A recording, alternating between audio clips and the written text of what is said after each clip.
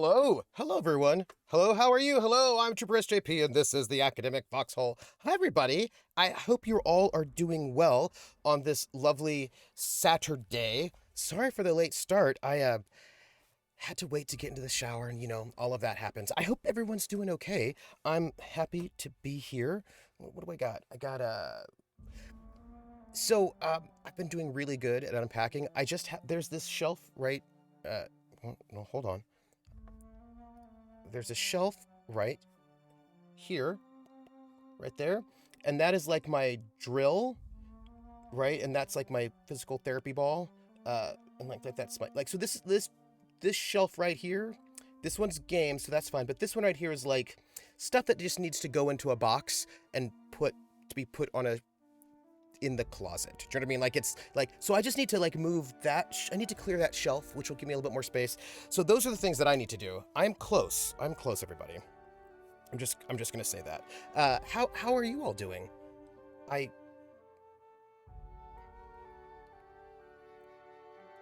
hope you're well. I just realized something. Hey, Hescape, how are you? Oh gosh, I just realized there was a thing. I don't think I can do it, can I? No. Oh. You just made me realize. Hescape, it was you. You did it. You made me realize it. I wanted to play a song in German on the banjo for you all, but my wrist is still not really where it should be. I should not be playing the banjo, so I won't.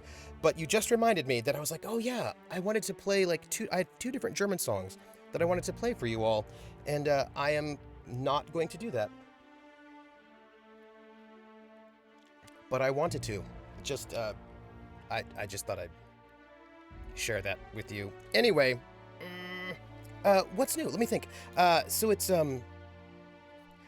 doing good. Yesterday was annoying because I had no internet for most of the workday. Yeah, Lindy had her internet was down for most of the day as well because of that hurricane that came through Florida and is now going to hit like New York and Connecticut. Hurricane name.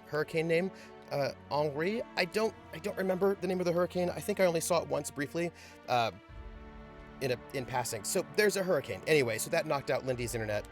Oh, no, do not apologize for the reminder. It's just that I was like, oh yeah, I wanted to sing you all this song, and I was like, oh, I can't sing it because I've been practicing it because my wrist is not in a space where I can play lots of banjo.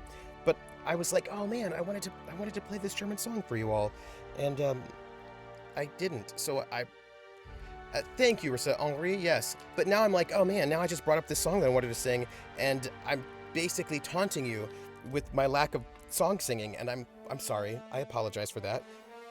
Yeah, but I want to sing it with the banjo. It's not as good. It's not as good without the banjo. Like, I don't want to sing the whole song without a banjo. I want to play the banjo. Sorry. Anyway, I just want you to know that I've been thinking about two German songs I've been wanting to sing with you all. For you all. But later, I suppose.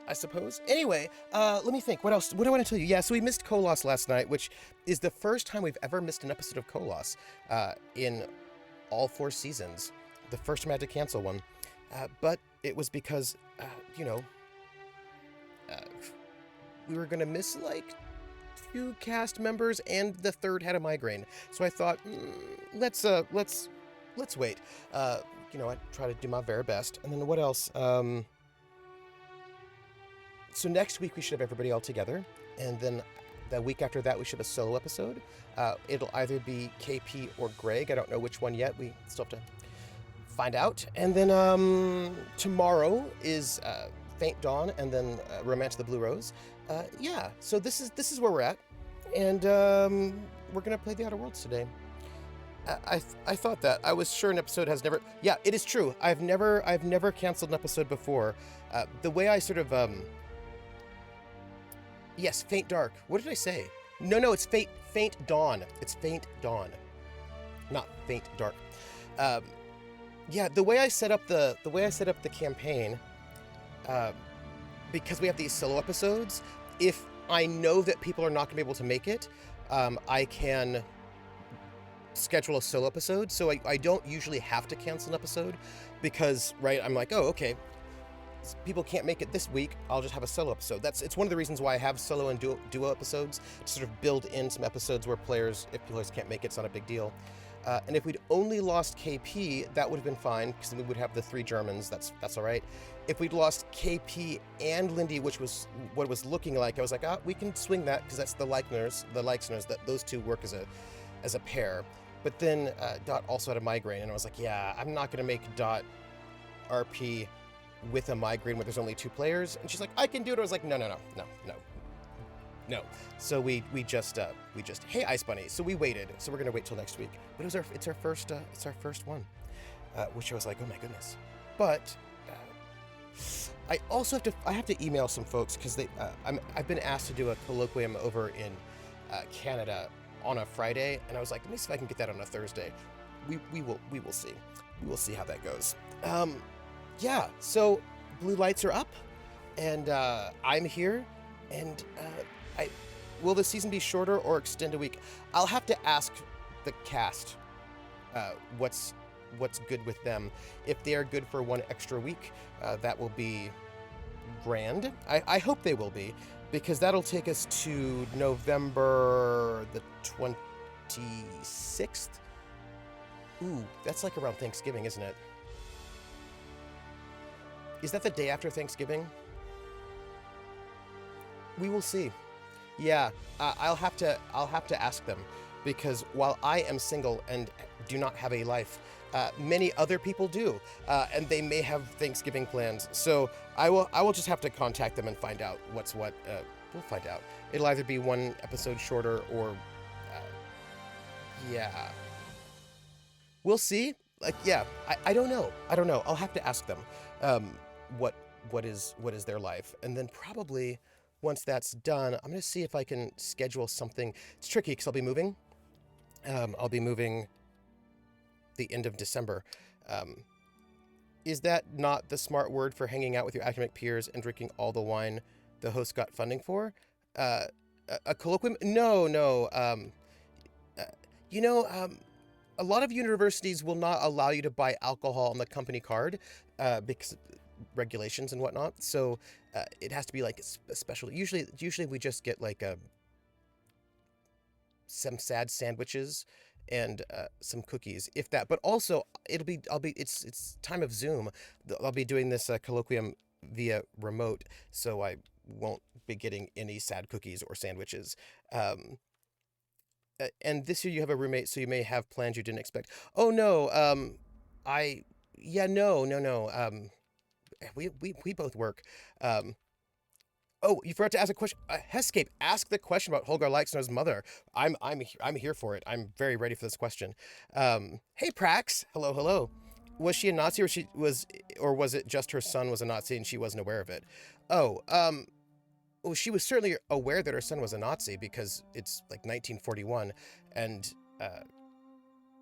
he's like he was an SS. He's a member of the SS. He's a reporter. Like, he's a propagandist. She certainly knows. And was she a Nazi? I mean, I don't think she cared so much. I mean, like, she just there was a new government in power. That's just what it was, and she. She just was like one of those people that, yeah, Lauren's chat set my shirt on fire, and I couldn't put it out. I wish I had like the little sad tear emote. That would be amazing. I was trying to work out how bad she was. That when a mom brags with son in the top. I think the idea of what bad means is going to be really complicated, right? Because, and that's part of, I think, the difficulty of the times, many times really, right? It was very difficult not to be a member of the Nazi party at the time. I don't think she had to do much, because she was like yeah, that's what I need. Thank you, Krellin. I need just one of those. He was not bad in 41. Who was not bad? Complicit is probably a better word for mom. Yeah, I suppose. But then we have to sort of think, what does complicity mean, right? Because we could say then that every single U.S. citizen was complicit in everything that Trump did as president, right? Or whoever the president might be. Yeah, what does complicity mean? Yeah, true. I suppose, I mean, how aware was she of what her son was up to? How much did she approve, I guess? Um, Again, what her son was up to was like making he was like a propagandist. He wrote like newspaper articles for the government. Um, and yeah, I mean, it's also important to remember that at this point in time, nobody knows, like most people did not know about, because the Holocaust hasn't happened yet. I mean, not in the way, like it hasn't happened yet. The Wannsee conference is next month, and he actually just the day before, a couple days earlier in our timeline, had made a directive, but um, a lot of people didn't know. People even really later, they didn't know about the Holocaust. I mean, they knew he was sort of like I mean, remember, Hitler was named Man of the Year by Time magazine in the U.S., right? In like the 30s.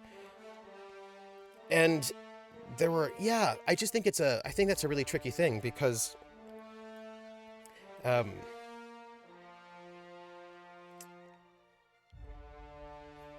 it was the government and a lot of people. The final solution isn't public or even classified yet. Absolutely. Oh yeah, no, people didn't know about the Holocaust very often until it was discovered at the end, right? Like people didn't know about the final solution. And you do not know how the future will judge us. Yeah. People didn't know about the final solution oftentimes until they actually liberated the camps. There had been some rumors here or there, but people didn't know because Hitler was like, ooh, and Goebbels, they're like, because what happened was that they started with Aktion Tiergasse 4, which was their euthanasia program where they were euthanizing disabled and mentally ill children. And they were doing that around, a little bit earlier than this moment. They had just stopped. The Americans going to the liberated camps were unaware of actually going on. Yep.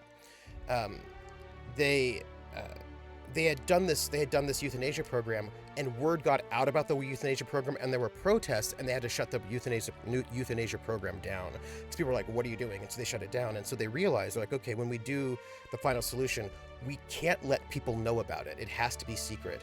So that's one of the reasons why there were no death camps in Germany itself. Almost all the death camps were out in occupied territories in the east, and they were very secretive about it. They worked really hard to make sure that people did not know about it.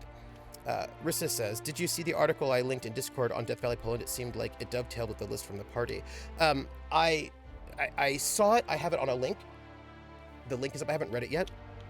The Death Valley, but I assume that article on Death Valley in Poland is just about Poland. Yes, I assumed the article was about what they did in Poland when the list was all of Europe, right? The list was like how many Jews are in Ireland, how many Jews are in Spain, the whole thing. Was the article about more than just Poland? So people didn't know. Now people knew that they were relocating Jews out east, right, to sort of move them out that way. But not just Jews, but they're relocating a lot of people. But that was part of their Nacht und Nebel program, where they could just pick people up and just relocate them without saying where they were being sent to or who they were or what they were doing. And so people were sent off east, and this was a thing that people didn't know about. Now, you could say, how did they not know? Because no one had ever done that before. It's still kind of inconceivable how many millions of people that regime killed. That just was never done before. It's hard to imagine that somebody would do that. You know what I mean? Like that's a very, and he was very secretive about it. He did not, really not he, it was the they, it was more than one person who did that. They were very secretive about what they were doing. Concentration camps, sure. I mean, the United States had concentration camps, right? Rissa says, yes, it's a scholarly article on the initial results of a multidisciplinary project aimed at documenting evidence that the genocide that took place on the northern outskirts of Poland. Oh yeah, right. So that was about one particular location. Yeah. I haven't read it yet, but yeah, there are a lot of articles about uncovering mass graves. I mean, so like think about this, right? The United States, we had concentration camps in World War II, and most people did not know what was happening inside of them. those like they were in Utah. They were in kind of remote places. Like we sent Japanese Americans to sort of fairly remote places in the United States, and if they had killed them, we would not have known. We wouldn't have known. They would not have let us know, right? Alabama, I think also Utah, like sort of like various other places, and yeah, I like we wouldn't have known. As a matter of fact, right now, just this moment, I don't know if you're paying attention to the news, but it's now being uncovered that a lot of those schools where they, because we stole Native American children, we did, as did Canada, and then sent them to these schools, that we're now uncovering mass graves of children in these schools where we're sending Native American children to teach them how not to be Native American. And we're now finding these mass graves with like 400, 500 children's bodies. I imagine none of us knew about that, right? Because governments, sometimes they know it's not a good idea to let people know these things, and then they hide that information from us. Like we know now about a number of things, but people often did not know at the time X or Y or Z was happening. German POW and Italian POW camps in Colorado. I mean, yeah, right. Like, I mean, like, and we don't. Yeah, generally speaking, it's just not. It's not like everybody knows all the things. The natives, First Nations knew. Well, I know a number of people who did not know that their children were being murdered, right? Because what generally happened was their children were stolen, which we knew. Like, everybody knew their children was being taken, but people were like, that's fine. And then they were adopted out to white families, right? So what was sort of known was that the government would take your children and then adopt them off to white families and you never see them again, which did happen with a lot of the children. But what people didn't know was that there was like, well, clearly death was happening, right? So, a lot of, and even with the final solution, a lot of Jews knew. Actually, a lot of people who were Jewish or not knew that Jews were being taken and sent off east, but they didn't know that they were death camps. And I think that's you can know, right? You can know that, oh, these people are being put in internment camps, or they're being stolen from us. The lost children are being put in these schools to teach them how not to be Native American anymore. Like, that was known, but that they were dying en masse was not well known, because of the fact that the Native Americans didn't get their children back one way or the other. Even when they did not die, they did not get their children back. So I think that there's yeah, right. Like that's a tricky thing, because people think, oh, it is bad at level A, but it turns out it was bad at level E, right? So it's not like people thought it was great or there were no problems, but there's a difference between people being put in concentration camps and the final solution. Like, those are really different things. Or the government stealing your children and the government stealing your children and then them all dying. Like, those are different things. And just because you know the first part doesn't mean you know the second part. And I think, it's hard for us to imagine now. I'm sure people must have known, but a lot of people just didn't know about the final solution or a number of atrocities, right? I mean, think about, like, a lot of people didn't know about certain things because it was, hidden. Badness is really hard to measure, definitely when you're talking about everyday people. Yeah.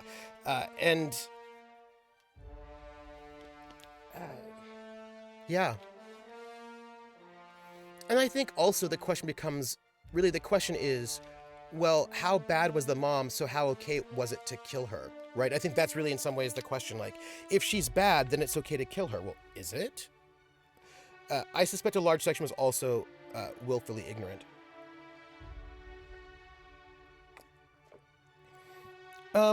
Maybe.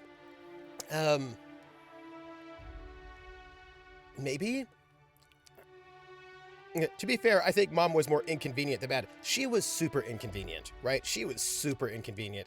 She was a problem in the sense that she would be able to recognize her son, and that is a problem, right? And she was not going to leave anytime soon, so a problem. So the question is, yeah, right? And this is a question about, like, was it okay to kill her? Well, that's a question that you all have to answer yourselves. I think that if they had more warning of the mother's arrival, they would have tried to send her away rather than kill her. That's true, but they didn't have any warning. How interesting is that, right? Praxis, that's assuming a transmission of knowledge and access to government information that was just not what it was at the time. Yeah. Yeah. Especially since a lot of I think about the ways in which letters were censored, civilian letters were censored, the ways in which the media did not have the pervasiveness as it does now, the ways in which we didn't have the kind of like spy planes. Like there's just a lot of stuff we didn't have. I mean, still, yeah. I mean, still to this day, governments do things that we don't know about, even today. Yeah, they didn't have warning, which is, interesting. Interesting, right? Yeah. If they didn't have warning, it would have been a little bit different, I think. If they had warning, then they could have actually planned, right? They could have set up like, okay, hold on, let's find a way to, get around this. But they did not. They did not. Brack says, my great uncle could only let his family know that he was alive in Italy. The only way, right, that he was alive in Italy was by sending them a postcard of a religious painting from a particular town, because all the letters home were censored. Yeah, and the U.S. censored letters too. Security. So I think so there's this book that I really, really love a lot. Like the old lady who Regina killed for witnessing something she shouldn't have. Yeah, Regina killed an old lady who didn't do anything at all except witness something she shouldn't have, and that could be bad. She did that to protect Tango, which I think supports it being Elias who tipped her off. Could have been Elias, could have been Nicoletta, could have been a lot of people, but who was it? And why did they do it? It's a question. As he says, a lot had also been so traumatized from experiencing World War II that they could not put into words what traumatic shit they experienced. It was me, actually. It was Krellin. And not answer the question the next generation had. Yeah, I'm the secret villain. You're not supposed to give it away secret. You're not supposed to give it away. Yeah, and I think about how, for example, a lot of the children of the Japanese Americans put in internment camps didn't know what happened there, like the children who were not in the camps, because their parents just didn't talk about it, right? So like that entire generation who were interned, for the most part, they just didn't talk about it. And so their children who hadn't been in the internment camps, like ones who were born afterwards, oftentimes they didn't know exactly what happened. They knew their parents had been interned, but they didn't know what it was like in there because many of their parents just wouldn't talk about it. So sometimes it's hard. I think it was Mama Tango to scare all of them to run away to Florida. Could have been. Might have been, because Mama Tango would do that. Mama Tango is the big villain. She's like, ha. Yeah. Oh, yeah, so there's this book that I really, really love. Let me see if I can find the title. Well, I know the title, but I always forget, and I know the name of the last name of the author, but I know a bunch of people with this name, so I get confused. It is... I think I don't own this book. I think I only read it from the library, and I think I should probably get it. It is Foregone Conclusions by Michael Brownstein. Yes, no. Michael Bernstein. Forgotten Conclusions Against Apocalyptic History. And the whole point of this book is that, and I really need to order this book because I don't own it, and I cite it quite a lot, actually. So I should probably get an actual copy. Anyway, the whole point of the book is that Michael Bernstein argues that we tend to read history as if it were a novel with foreshadowing, right? And like it has this kind of linear scope, and you can see, if you can learn to read the signs, then you can see what will happen in the future, but we do that in retrospect. So he calls it backshadowing, when we go into the past, look at things and say, oh, look, here are the signs of what was going to come into the future. Why are we talking about Nazis and dead mother-in-laws? Mothers-in-law. right? So that we read history as if it were a novel in which it has foreshadowing, and so therefore we are like, oh, here's the sign that this is going to happen. Here's the sign that this is going to happen. These things together are basically foreshadowing for these events. And so if the people from and what we end up doing is that we then say, if you people in the past hadn't been so ignorant, then you would have seen that this was going to happen. Or you clearly knew but didn't do anything, like, because here are the signs, like, here's how you know it was all going to happen. And we tend to blame people for not acting on the foreshadowing, but what Michael Berenstein is talking about is like that foreshadowing is only apparent in retrospect, and history isn't that way, right? So he's like, the future is not set. He talked about oh yeah, here we go, game screen. Right, Jafai's like, that's not how reality works. But we tend to read it that way, like, oh, but you should have known because here are the signs. But Ice Bunny says, hey, Deck Dice, how are you? My great-grandpa was 94 and I was 15 when he hinted that he had flashbacks, which we were not allowed to watch action films when he was around. He was a POW in Russia, plus World War I trauma, and I was too young to get it. Yeah, I mean, yeah. Oh, thank you, Rissa. I have two different, game volumes to deal with.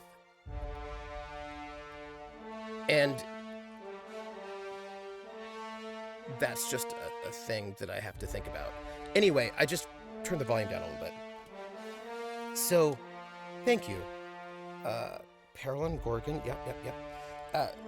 So, let's continue. Do you have any more information about Jeanette? Is she still... Well, she is still missing. They have not looked into it. I mean, she's out there. But unless, like, they're not going to find out stuff unless they look into it or something very public happens. Again, like, I know what's happening. Like, I know what's happening with Jeanette. They won't know unless they look into it. Javai says, foreshadowing in history is great and all, if you ignore all the things that were not foreshadowing that at that time were equally important. Exactly, Javai, right? So that we basically are able to sort of cherry pick things in the past and go, oh, those things are important and lead to these things. But in the past, like in the present, we don't know. Like right now, like 100 things have happened today. And we don't know what will happen in the future. And he was actually talking in the book, was really interesting about... there was a guy, a politician, an Austrian politician. I hope they do look into it. I'm so worried about... Yeah, I mean, one might want to be worried about what Jeanette might do because she's not the most stable person. Do you know what I mean? Like, she's not the most stable person, and who knows what she's doing right now? Who knows? And if they don't look into it, then they'll just be surprised, which amuses me greatly, as a matter of fact. We know what will happen in the future. We're all going to die eventually. Well, that's fair. Dow Nomad says, query, what came first, the storytelling device of foreshadowing or the mental activity that allows us to review past memory in an attempt to learn from it? That's a great question, Dow Nomad. I checked every time you play this because Jez is what my niece goes by on the interwebs. Oh, really? Oh, okay, that's awesome. Oh, yeah, so in the book, he was talking about an Austrian politician who was super anti-Semitic. Holy shit, a fresh face. Hello. Haven't seen your like in years. Hello. Don't know what brought you to the most dangerous corner of this solar system, pal. But you're welcome here. Oh, you talked to Lex yet? She tell you to keep it civil? You wouldn't guess to talk to her, but that lady's got a mean left hook. Okay. Riss is like, same is true for Elodie. She should be more on their minds. Happy Saturday, Grumpy Godling. Look, I know that the NPCs are out there doing things, and the players are going to look into it or not. But if they don't look into it, that doesn't mean those NPCs are not doing things. They're still doing things. They're still doing things. And it might surprise them. Do you know what I mean? Somebody's watching me. I always feel that somebody's watching me, and I have no privacy. Whoa, I always feel that somebody's watching me. Tell me, is it just a dream? Ba-da-da-ba-bow. Thank you for that follow.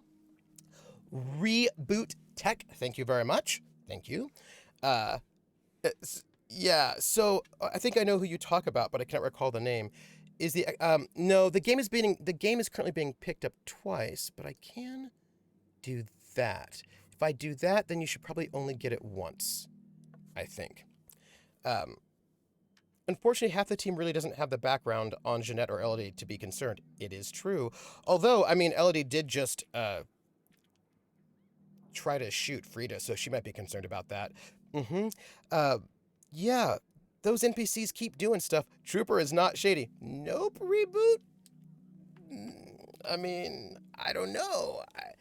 I'm totally not shady. There's clearly not, like, super shady mask business going on. Like, there's no shadiness at all. Ever. Mwahaha. Mwahaha. Yeah, so that's just a thing they have to think about, right? That, Elodie's been a problem for a while, right? But Frida doesn't know there's real... It's true, Rissa. Frida does not know that there's real history aside from that. And Frida has been, like, look, Elodie has been a bit of a problem for a while, but Elodie has been held in check by her mother, who is now dead. Elodie has clearly had some problems with the group for some time, and has not thought of them as being actually allies. Right? I'm surprised Oscar isn't searching for Jeanette, unless he's doing so secretly, because he seemed to really care about her. Yes, and it's interesting. Like, we're gonna just find out what they're gonna do, because Jeanette likes Oscar. I can say that. She doesn't have good feelings about the rest of the group. And I have no doubt she blames Regina for Mother Courage's death. Oh, yes, she does. Yes, she does. She 100% blames Regina for Mother Courage's death. Absolutely. She also just lost her mother, and her brothers. She lost a lot of people. She lost a lot of family, and she lost a lot of people, and she blames the group for that, for setting them up. And she blames the group for setting them up consistently. And so she really doesn't see the group, and she sees the group now as, like, hanging out with Nazis. So, Elodie, way back in the day, Tango said to Mother Courage and Elodie that they were not cooperating with the Nazis. They were, like, double agents. So they were actually on their side. I've said it before, Elodie's unhinged and no one is paying attention. The group said, hey, we are anti-Nazis. We're not working with them. It only looks like that. And then the group just kept doing things that made it look like they really were working with the Nazis, right? Like, they fingered communist people. They framed communist people multiple times and continuously, regularly. And the last framing they did resulted in the capture of, like, basically that kind of like the capture of their team back in Paris, and then Mother Courage throwing herself out a window so she doesn't get interrogated.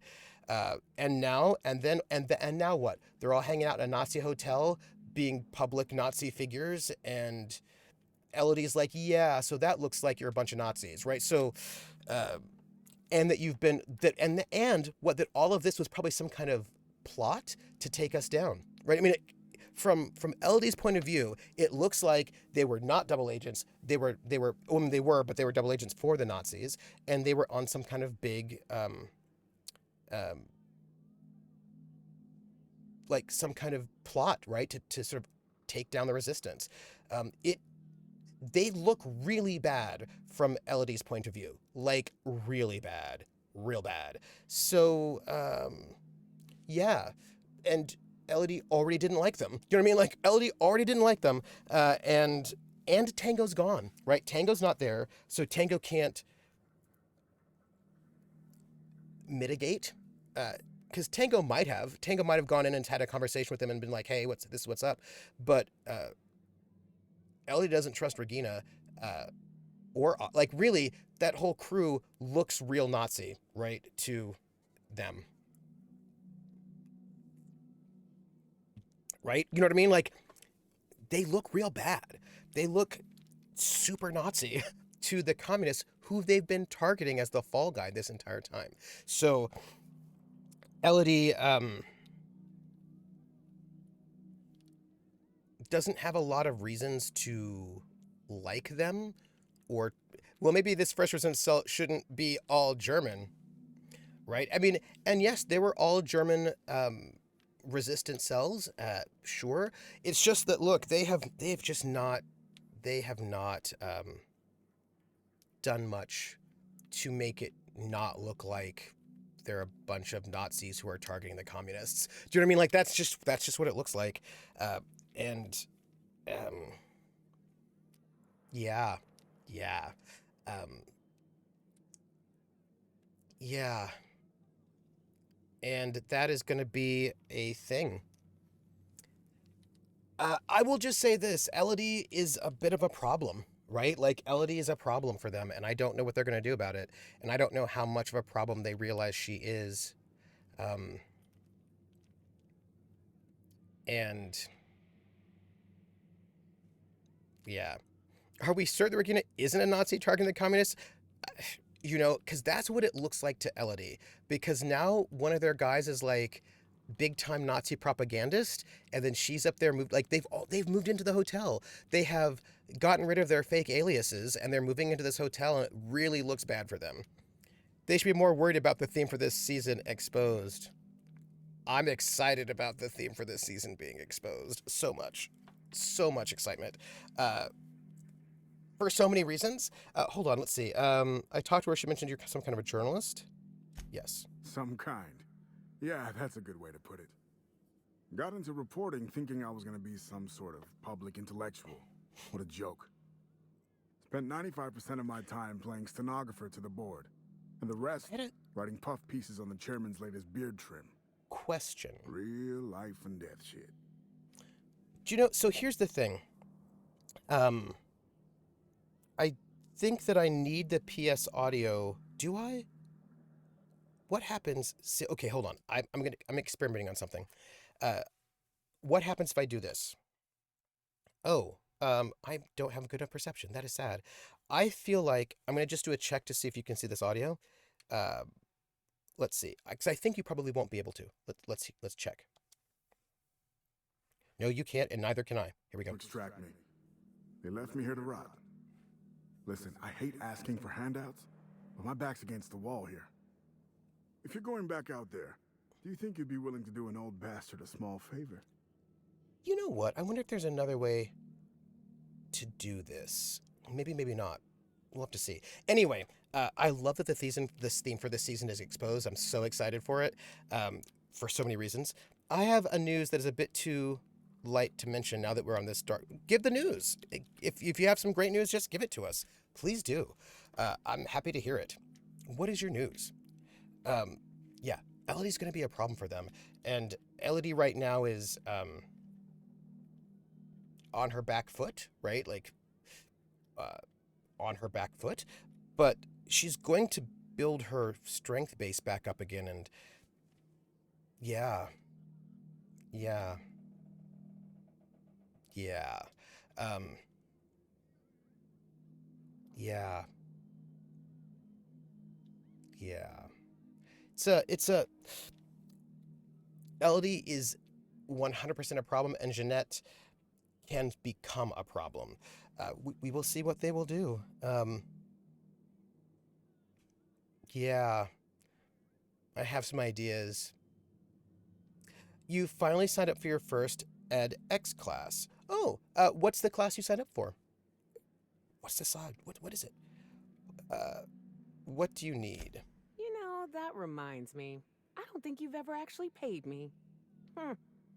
Well, I've been trying to get away from this rock for 5 lobby-fucked years, but I can't stay gone. Jer says, if Regina was more worried about the communist methods before, wait till Elodie gets her power base back. Yeah, I mean, because, how to learn online. Oh, that's the class you took? Interesting. Cool. Yeah, because as it was before all this went down, there was the... Speaking of which, I'm going to have to, oh, yeah, I think they just, I think technically, actually, now that I'm thinking about it, I have to redo that because The Red Tailors, they were a level 2 faction, and they were taken out. Which means they're not completely destroyed. They've just been reduced in level, so level 1, which means that some of our brothers are probably still alive. So I just need to go and note that. But Elodie was not present at the time because she's been hanging out in the countryside. That's where she's been based. She's been based in the countryside, so she was not there when everything went down. But there are still some remnants of the Red Tailors. They're just not doing well. I don't even know, Krellin. I have no idea. I don't even know. So wait, let's see. Why is that? Told you I was a journalist, right? Yep. I was here on a story back when Project Gorgon was active. I was doing an interview series for Spacer's Choice. Recorded them all on these little portable phonographs. Mm-hmm. But when everything fell to shit, Spacer's Choice wouldn't let me leave. Interesting. Terms of my reporting contract unmet, they said. You hid them, and now you need me to get them for you. That about cover it? Right on the money. Nice. Look at me. I'm no fighter. I've never even touched a gun. You've got good hair, though. You're just the right amount of rough around the edges. Help People me keep get my saying that. recordings back so I can finally get the hell out of here. Okay. And then I will take the entrepreneur classes on audit. I want to learn without exams, and audit is for free.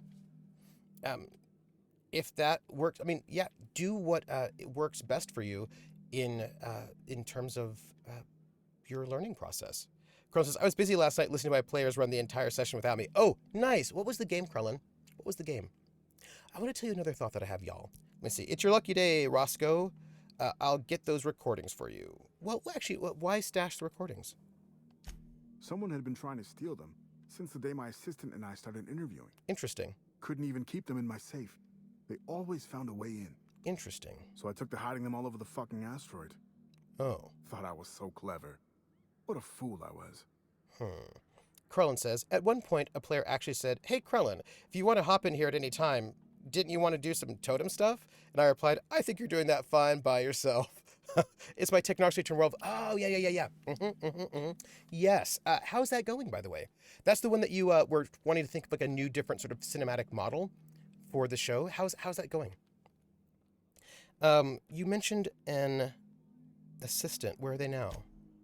Oh, Georgie? Yeah, she helped me with interviews. A real whiz with the portable recorder tech, too. When things got crazy, I shoved her onto the last ship off Gorgon.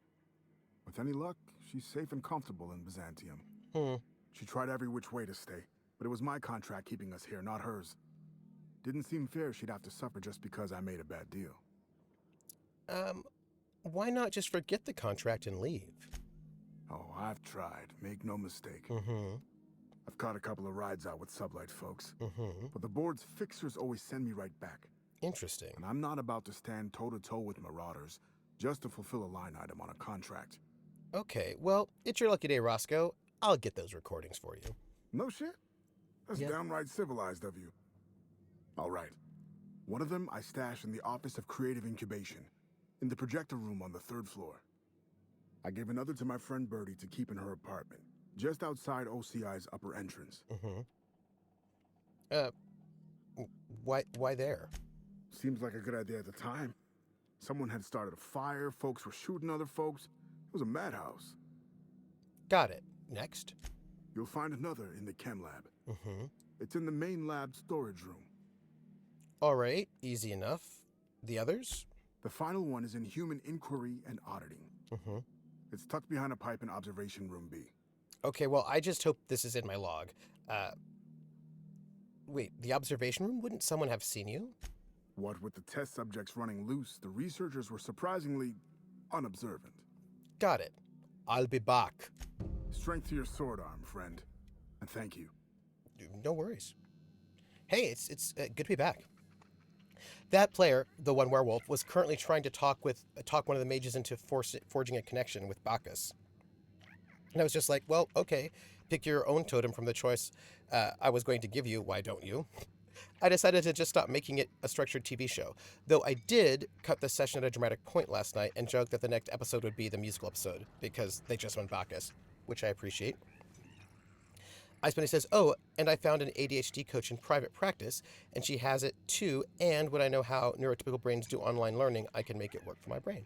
Oh, cool. I am Oops, wrong button. This is a family business. Oh, Chin up, look sharp. hey, I'm pretty perceptive, but I realize that, that's not what I wanted.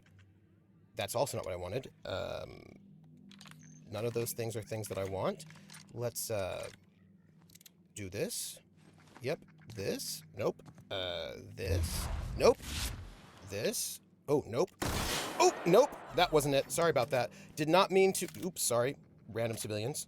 Not what I meant. This. Nope, that's the wrong one. Great. Also not what I wanted. Great. This? That's the one. But now I don't need to do it. We're fine. It's great.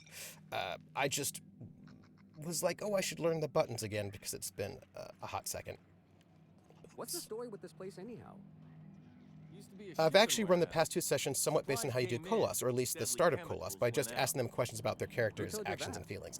Yeah. This is what happens when you wait. I know, this is what happens when you wait too long. It's... No, it's true. Hello? This rock ain't much to look at, but it's our rock. You know what? The Outer Worlds, the people have got really good hair. A lot of people's hair in video games is not good, but Watch the hair your looks step. really good. Von Hoffman sees everything. Who's Von Hoffman? You here for salvage or merchandise? Hey, bar patrons. I'm gonna In the old days, I leave felt you like I all, was I think. Yes. I'm gonna also climb up here. Beetlewind, hello. Hey, Grinny, how are you? Beetlewind says, reminded of the time I managed to kill my entire party with a misfiring sniper rifle and Shadowrun. Oops. Also, Grinny, how are you and what are you doing? Let's, jump. Okay. I don't know what I'm doing up here, but I'm exploring, and, I might have to kneel? Yeah, there we go. Yes. Ooh, hey. I'm excited to just take this stuff, because it looks like I can take it and people will not see me and I won't get in trouble. So I can just steal stuff, and I'm a fan of that. Sweet. Yeah, one of the things I like about asking questions is it was a, Krellin, it was a bit of a shift for me over time. And it has to do with, so I remember, you remember I told you all about the Call of Cthulhu campaign that I was in. That was the one that sort of saved me. The Outer World Ones is a game that screams the sequel will be better. Probably, yeah. I'm really excited for that sequel. I'm gonna read this, and then I'll tell you about the Call of Cthulhu campaign, and then, okay, don't let me forget. This is the train of thought. One, the Call of Cthulhu game from the 80s,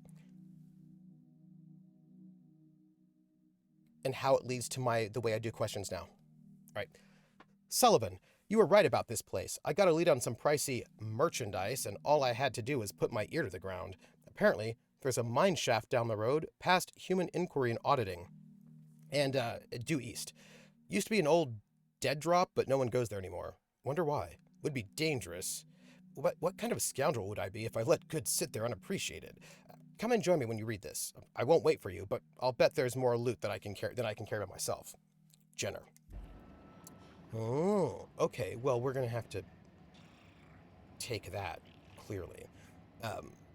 And maybe I need a kick in behind once in a while, and the foxhole's good at giving salty kicks. Looks over the phone. It's true, some salty kicks. By the way, I went to bed at a decent time last night, just thought I'd let you know. Decent-ish is what I would say, as opposed to recently. I'm supposed to be modding another stream, but Twitch is a butthole, so I came here to see if it worked, and it does. So it's probably my crappy internet. Maybe it's not. Maybe it's some kind of conspiracy.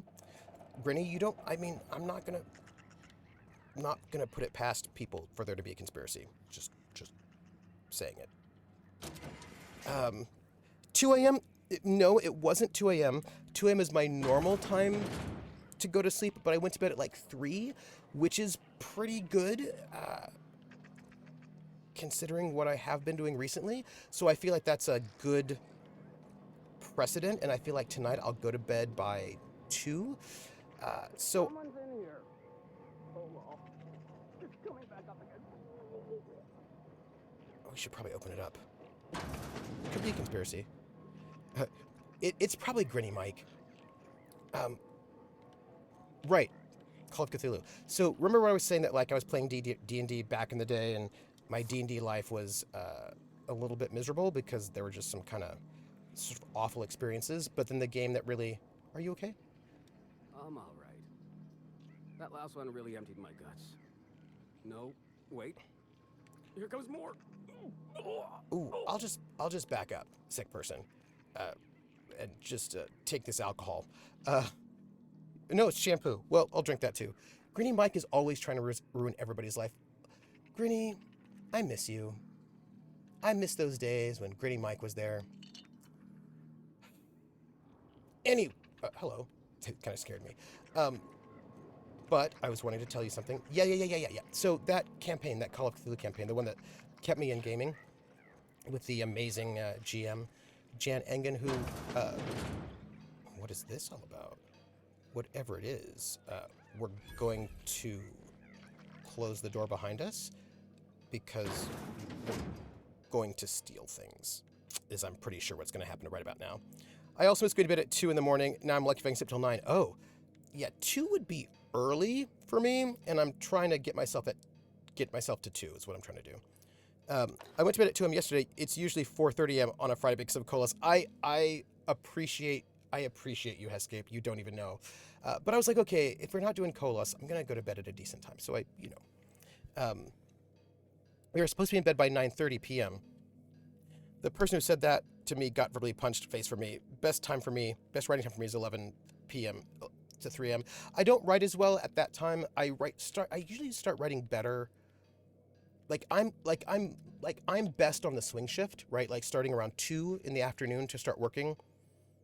I can start working a little bit earlier if I must, but like my ideal is 2 to 10, like the swing shift. When I had swings when I was in the Army, and that was like the best time for me. I really enjoyed 2 to 10 as a work day because that lets you get up, eat, maybe work out, have a kind of a nice, humane, leisurely before work time, and then you work from 2 to 10, and at 10 o'clock you still have time to do stuff afterwards. So yeah, that's swing shift is like my ideal work time. Yeah, cake bite. Yeah, so that's my, and like if I need to, I can push back past 10 o'clock and continue writing and doing stuff past 10 p.m. But my ideal work day is 2 to 10. And what's really nice is that generally speaking, a lot of my, I teach, I usually teach when I'm teaching a seminar and then a lecture class. And my lecture classes are usually around like 1:30 or 2. Sometimes they're at 3. It's not the best when they're at 3. I usually teach one seminar, and that seminar is going to be at 9 in the morning from like 9 to 11:30. And then I'll teach an afternoon class. But the seminar is only once a week, and then I have the afternoon class. So usually I'm able to like actually have a life where my with the exception of that one seminar day, like my teaching usually starts at 1:30, 1 o'clock. So I usually get a nice swing shift, normally speaking. We should be in bed as soon as the sun goes down so we can be up at dawn to provide most productivity for the Lord of the Manor. Beetlewinds, that's true, but I don't want to do that. Be in out the door by 7 a.m. to sit in a class by 8 No, I needed my cigarettes and a hot cocoa. Hey, I got to teach at 9 sometimes, so I do it. Let's see. Room and board at the Sprat Shack, 350 bits. Borstwurst, 25. OCI Key, 100. Ammunition, 50. Stogie Slims, 200. That's a lot. Glacial Age Whiskey, 500. That's a lot of whiskey. That's expensive whiskey. I'm gonna point that out. We're gonna steal stuff in here, just for the record. There was something else. Oh, yeah. Call of Cthulhu, don't forget. Theories and leads. Something strange in the mines. Check it out. Note, stay out of mines. Murderous moon man in the canyon? Probably local legend. Canids, yellow. Spacer's Choice logo, yellow. Coincidence? No such thing. Whew. Speaking with American students was always a trip because they were like, we need to be in class at 7 a.m. And the UK students are like, 7 has an a.m. now? What? Wait, when Beetlewinds, when do you have to be in class? When is that? Do you sit an hour in transport? I did. I'm not a morning person. I live on campus, so I just walk down the road. right? I just walked down the road. Is that the huge tremendous TOC with like, yes, that's the one. It was 25, 30 players, 25 to 35 players. The campaign is still going on, by the way. I'm not in it, but because I'm over here, but the campaign is still going on. Yeah, that was like 25 players, but more characters because some players had more than one PC. That was that one. And they, and she did, I still have it, I'm pretty sure. Not looking. But that, she's the one that wrote Beyond the Mountains of Madness. Amazing GM, right? She would GM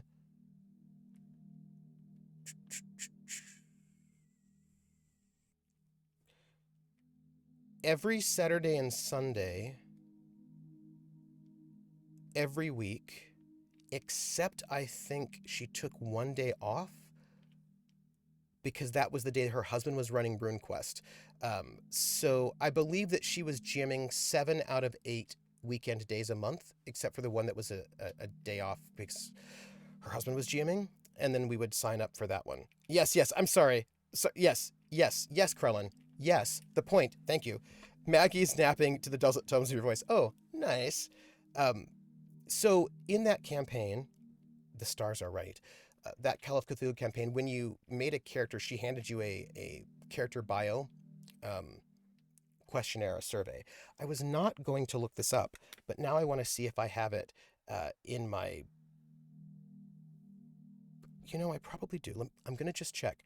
Although, I mean, I do have to say that this character bio would have been from 1988, so I'm not quite certain I actually have it on my computer, but I might. But this is actually, I'm back on point. Crawling got me back on point. This is the point that I'm getting there. Let's see. Call of Cthulhu.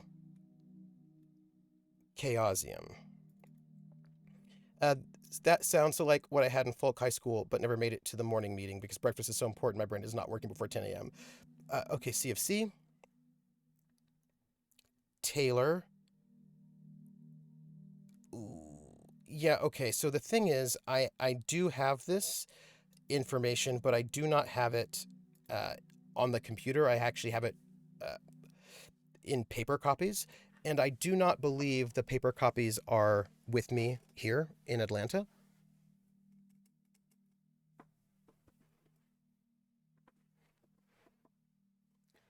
They're not. They're not. So basically, she handed us a character background survey that we had to fill out for our characters, and it was like 4 pages. It's like a questionnaire. It was like maybe a 2 to 4 page questionnaire, which was like your character's name. It was very extensive. It was like this super extensive character background questionnaire. And when I filled out mine for the last character I played, for both characters, like we're talking about like 10 to 15 pages when you fill it out. Like when you filled it out, like, and you fill out all the information she asked, it was like 10 to 15 pages worth of character bio. And I enjoyed doing that very much, and she also would incorporate all that stuff into the campaign, so it was a really wonderful experience. But many people do not want to fill out a 4-page questionnaire. And I have found that in the present day, getting people to fill out long surveys is often just not going to happen. So if I ask players, hey, here's a survey, even if I just did a 1-pager, it's probably not going to happen. Oh man, that survey was so great. Oh, it was, hey, Dennis, how are you? It was a really great survey. And it was, Ice says, and it was fun when our principal tried to round up the slaggers that were not up to sing. But no, it was an amazing character questionnaire, which, by the way, once I get back to all of my stuff, I can find it and transcribe it and you can see it. But it was like so good. If you don't want to fill out a 4-page survey, find another table at which to play. Well, for that campaign, everyone filled out the survey because everybody wanted to play with her, and it was pretty amazing. But that was like the survey was so extensive. It talked about things like, and it was like you're just answering questions, so I found it very doable. But things like your siblings, like how many do you have any siblings? How many? What is your relationship to them? What is your relationship to your parents? Are they alive? Are they dead? Who's the last person you'd want to see? I made a couplet on purpose. If you don't want to fill out a 4-page survey, find another table at which to play. And yeah, it was like things like a lot of information about your childhood. They would ask about your childhood, your first job, your first love, if you had one, the last person you'd want to see, have you ever committed violence? It was like, oh gosh, I really wish I had it because I could share some of those questions. It was a very extensive survey. It was very cool. And I filled it out and I loved it. But, or we were hangovered and sleep deprived. We were often hanging out till the sun peeked over the horizon. It sounds like your folk high school experience was wild. But I have found that is not a realistic thing to ask people nowadays. People don't tend to do that so much. Like sometimes you might be able to get a bio from people, sometimes not. Like I switch over from that one to asking people for like a paragraph bio. I would often not get that. So like since modern folks are a little bit less likely to fill out bios or even give you one, what I've started taking to do was asking questions before the start of a campaign. So I'll usually ask a character about their bio. They'll just tell me in person a little bit, so I have a little sense of an idea of it, their background. But since I may not actually get those things from people, I now just ask before a session. So I ask questions that would be on that survey. I just ask them one at a time in the moment. So I'll be like, okay, well, who was your first love? Have you ever killed someone before? What do you do to relax? Like the kind of questions I would put on a character survey and then not get a response from, I now just tell them. I just ask them at the beginning of each game. So it's a way for me to get the character background stuff without actually getting the info without making them fill out a survey. So that's why I do it. It's the evolution of a practice that has changed because people people do different things nowadays. I mean, I'm sure I could get players who would write up a bio for me, but I'd have to like deliberately choose players who are the type of players who will write up bios. But since you never know if that's going to happen, I just do it live now, and then I get the information I need, and players don't have to write a character bio. Although I tend to know my character's bios, the PC's bios pretty well, which led me to some thoughts, by the way. Yeah, it makes a lot of sense. God of all the skeletons and secrets for the servants of the elder gods to dredge when used against you. Oh yes. Oh yes. Oh yes. That's such a great campaign. Hescape says, my in real life job allowed us to change our working hours last year. So I changed my start time from 8 a.m. to 10 a.m. Best decision ever. Hescape? Yes. Yes. Like I really feel like even though I like doing the 2 to 10, I feel like a start time of like 10 or 11 in the morning is the most humane. Like that for me would be perfect. Like if I had a regular job, I don't have a regular job, I have a weird job, but if I had a regular job and I could have that job start at like 10 or 11 in the morning, that would be perfect. So I don't have to wake up super early because I do not like waking up super early. I can like have a morning that's a little bit nice, work, be done not too late, right? That would be perfect. Dennis says, I'm currently at work tailing a guy, and he has been in a house forever sleeping. Oh. Hey, Lightning Invoker, how are you? I every time I see you, Lightning Invoker, I think of your the image, your icon, and I like it. And I know that there are people who really like being up in the morning. I am not one of those people. Yeah, Lightning Invoker, I always think about it. Set fire to the house. That'll get him out. I wanted to tell you a gaming thing. Hold on. Persons of interest. Lots of bodies buried on Gorgon, but not many hatchets. Everyone had a grudge to bear and a finger to point. Lawrence Goodfellow oversaw Office of Creative Incubation. Genuinely oblivious or playing dumb. Olivia Ambrose, project director, lead scientist. Prickly, perfectionist. Note, do not ask many about her. Killed in evacuation. Lucian Bancroft, Spacer's Choice Man, real top runger. Few logged visits to Gorgon, tensions with Ambrose. Marion Blakesley, supervisor of human inquiry and auditing, nerves of steel, heart of ice, etc., disappeared when things fell apart. Jasper Lowe, head of ChemLab, exhibited increasingly erratic behavior in later years of project. Herbert Saint-Germain, he's a ghost, worked at one of the facilities, vanished suddenly. Record scrubbed. Well, what do you think this is all about? We've got a little bit of a mystery, don't we? We are going to rob this place blind. And then I'm going to tell you something about gaming that I thought was thinking about. There would be a lot of seminars and dead carriers, lots of jail time. That's fair. That's fair. So, as a GM, and it's interesting, right? Because there are different types of players. Going back to this, I was going to switch topics, but I'm not. I know players who don't like to write bios. They don't like to know anything about their character beforehand, right? They really like, their preference is to, oh, there's a person sleeping here, and I'm robbing them blind. So, or are they sleeping, or are they dead? I don't know, and I don't think I want to find out. We're gonna... Okay, Lucky's case notes. Okay. I'm gonna save. I'm gonna... Nope, wrong one. That's the wrong one. Oop. This one? Yes. We're gonna just save. We're gonna just save. Yeah, that's what we're gonna do. Because I've got some questions about what's gonna happen right about now. Just, yeah. Ooh, no, I can make myself get up early, but I do not come close. If you do not want to try my grumpy snap turtle side, if you prefer my cute self, try again at 11 a.m. I am friendly no matter what time in the morning it is, because that is my life. We're gonna just, oh, I don't think I can, I don't have enough in my lockpicking to break that open, unfortunately. I need a code. Okay, well, all right, well, we'll do this. Examine. Oop, wrong button. Surveys. I was still on that topic for a moment. Yes, I know players who do not like to know really anything about their character. They like to sort of discover it in play. That's on the far end where they're like, I don't want to know. Yeah, basically, I don't want a backstory. Like, I want to decide in the moment what my character's backstory is, sort of like a Schrodinger's backstory. And then people who like sort of write the entire backstory. And I will say,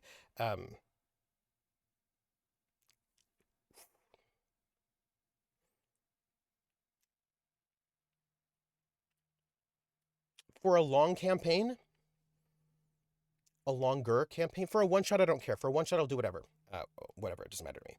But for a longer campaign, and by that I mean anything longer than 6 episodes. Longer, right? So, like, I think of a short campaign as being 1 to 6. 6 is like that pivot moment, and I think of a medium campaign as being like 6 to 15. And then a long campaign would be anything longer than 15, like 15 and up. But for anything that's medium and up, I am not my happiest GM self if I have PCs and I don't know their background. So for players who do not like to create backgrounds for their PCs, but just find it out and play, that is not my ideal experience as either a GM or a fellow player. That's just my personal preferences. Like, it depends on the game. Like, some games it doesn't really matter. Like, one-shots often don't matter, so I kind of don't care what happens with one-shots. Rissa says, if I have to be up before 6 a.m., I usually just don't go to bed. Easier to stay awake than get up. I understand that one. Javai says, I enjoy creating a backstory, but kind of have a hard time sitting down and writing it up. Lightning Broker says, I can see that. So the thing is, Javai, what I've taken to doing is actually just having conversations with players where they can just, if they don't want to write it down, that's fine. They can just tell me their backstory. And that usually happens with character creation. Like, usually in the process of character creation, I'll have a conversation with the player and I will ask them backstory questions. So if they want to write it down, that's great. But if they don't, I'm having a conversation with them anyway, so I can find out what their backstory is. Because for me as a player, and again, a lot of this just has to do with preferred playstyle. There's nothing is better than anything else, right? It's whatever you want. Like, if you run a lot of modules, having specific questions to answer is helpful, I find sometimes. Yes, and that's why I do it. Like, I often will give specific questions, either before each session, when we're making. I usually do a lot of the bulk of that stuff I usually do during character creation, where I'm asking them questions. They're like, "Oh, I think I'm going to be a fighter," and I was like, "Okay, well, where are you from?" Like, I'll usually ask these kinds of questions during character creation, so I can still get their backstory. And for me, for the way I like to GM, I am a very So look, if I were running a module, then I suppose it wouldn't matter so much, right? Like if I'm running Curse of Strahd or Descent to Avernus. You know, I mean, if I'm running a module, then I suppose the player's backstory doesn't really matter all that much, or doesn't have to. Like I could easily just note that they're like a fighter, cleric, thief, and magic user, and then just go from there. But I don't tend to do that. I tend to craft stories around the players themselves, around the PCs, in the sense that when we started City of Light and Shadow, all of the players were sort of circled around art in some kind of a way. So I knew that art was going to be sort of important thematically. So I made sure that there was art involved. So when I was thinking about the things to do, I was like, okay, well, there's this institute, there's this thing, I should probably think about that. And so the things that were going on were things I was thinking about because the players are related to art. I knew that Regina was a burned double agent. I knew that JF's character, Jules, was French, mixed race, that he had been a racer, like he liked to race cars. And I was like, okay, but mechanics, like, okay, let me see what I can bring in with there. You know, all the things that I do, because I know their background and their backstories, I was like, okay, these are things that make sense. Basically it's a form of focus. If I know that these are where the backstories of the characters are, I start looking into those things and seeing what kinds of things can emerge from that, because that's how I like to craft the experience, the world, that sort of how I like to build is based on what the characters, who they are and what they've been and all of that. And if I don't have that information about a PC at all, that gives me a lot less than I can do with them in my preferred style. So like so one of the things, okay, so we have KP's brought in with the Prince Pritam Singh, and that's really exciting because that means the minute I got that character, I was like, oh, I need to do different research. I need to know a bunch about like what India was doing World War II, what are the relationships, because now that I know this character and this character's background, that he's from this place, that he's a noble, he went to Oxford, it's like I need to do different research so that I can bring out the elements that this character brings to the space, of which I've done all that. I've done a lot of that research. And things have shifted since season 1 quite a lot because the characters have shifted, because I am not imposing my story onto the game, if that makes any sense. Like, and look, and I know that my way of GMing is not everybody's cup of tea. Like, I know it because there are a lot of players who want to experience a story, right? They want me to make a story that is very thrilling and exciting, and they want to experience it. And that is a super legit way to play. But I don't tend to do that. I tend to sort of build out of and around player actions. So I need players who are active, and I need players who have a good sense of character, since I'm a very character-driven GM. So there are players for whom I would not be a great GM because A, they don't enjoy that part of, like, that's not what they're there for. They're not there for like deep character work, and they're not there to be proactive in that way. They want a different experience, and that is not my base GM style. I mean, I can do that style. It's a lot of work for me. I find it very, very a lot of work to do that style. I can do it, and I'd rather do it with a module, to be honest. Like if somebody wants a really set story in that way, I'm probably going to run a module, which I can do. It's fine. Rather than just like, I mean, I have done it. I've also created stories in that way. It's fine. But I tend to prefer to integrate characters more deeply. That just takes work on the players' parts. And not all players enjoy that. But I also make it easier, right? Like, so I will ask you questions. I will let you develop. Like, as long as you give me like a base outline, like a base sketch of who your character is, like you don't have to know everything, but just give me something to work with. Let me know where you're from, something about who you are. Give me some basics, and then I can work with that, and then we can answer questions before each session. Like, and that's, if that's less overwhelming, I can do that, no problem. I can still get what I need to do as a GM. Ice Money says, speaking about art in World War II, I read 300-ish cases of provenance research and found a BBC show about provenance research. Oh, yeah. You linked that in our Discord. We have a Discord, by the way. and you should hang out with it. I say, note about a key. Several whiskeys in and a few bits short last night. Gave Lex the maintenance room key while I scrounged up what's owed. Note to self, pay up and get it back before you go to OCI. Oh, okay. I need to find Lex and get that key. Clearly, that's fine. We will do that. As a player, I can switch between both styles of play, but I don't like being sold one and then having the other because they require different things up front. Absolutely. A module character isn't suitable for a character-driven story and vice versa. Absolutely. Absolutely, Krellin. And I'm glad you brought that up, Krellin, because Toyboy Sailor says, so similar to the way you like to lecture, do you like... Ooh, I'm apparently having some... My internet was a little bit funny. I have a little bit of dropped frame rate, so I hope things are good. I noticed just a little bit of internet slowdown is what I'm noting.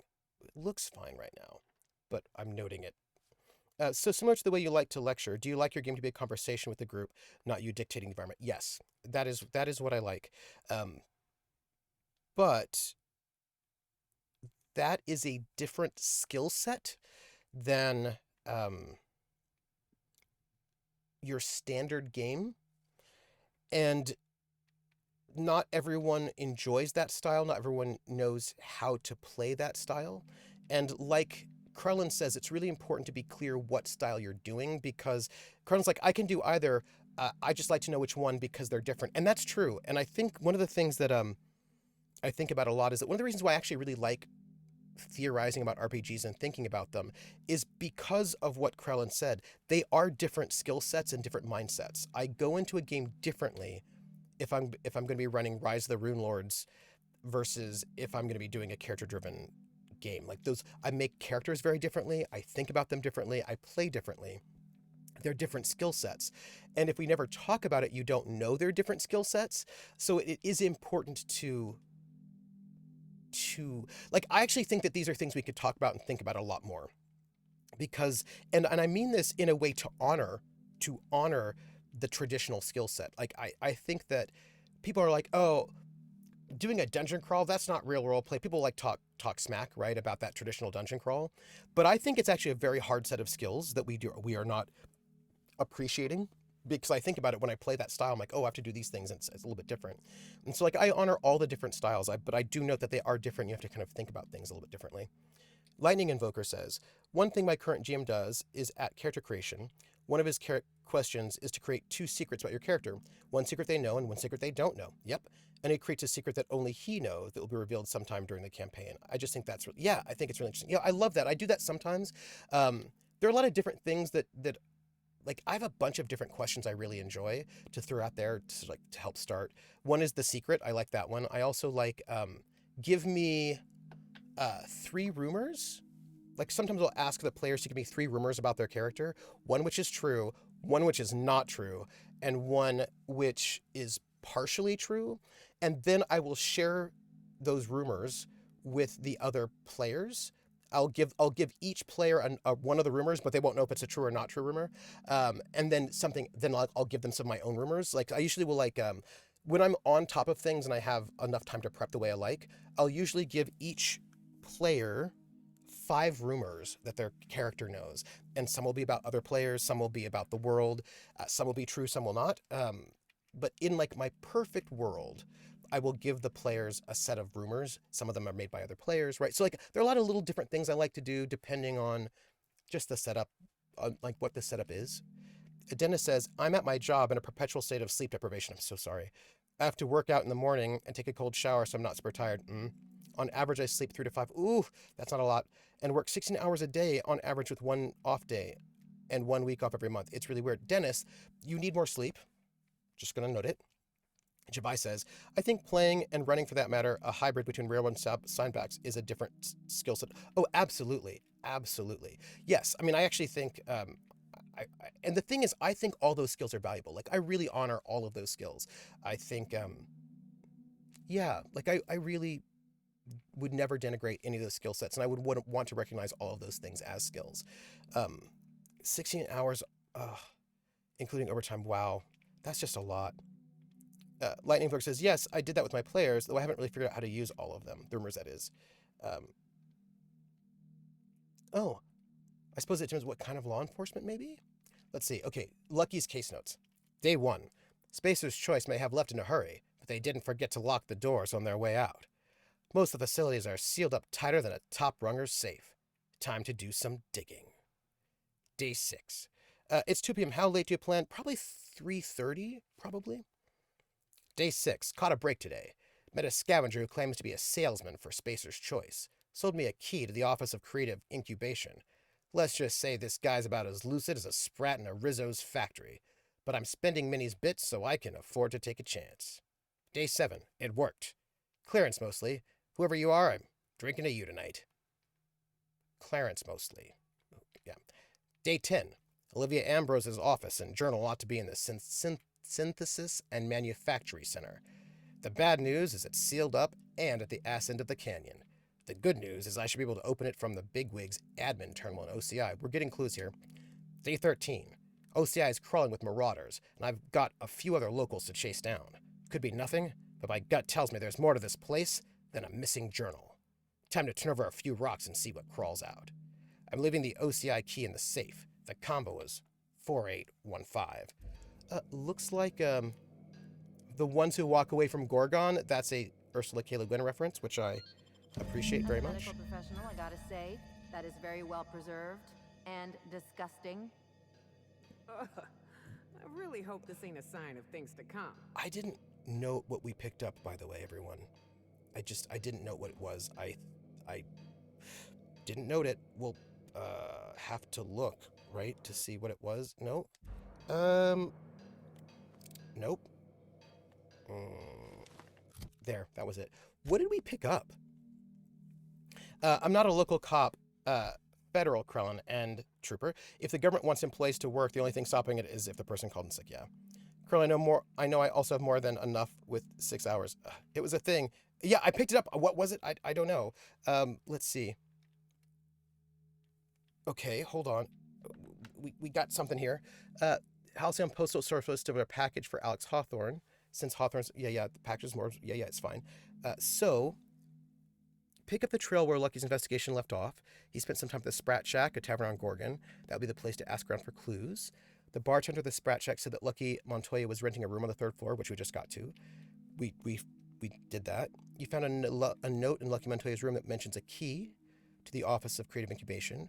I got that. We picked up the trail. We spoke to Minnie. Yeah, we did that.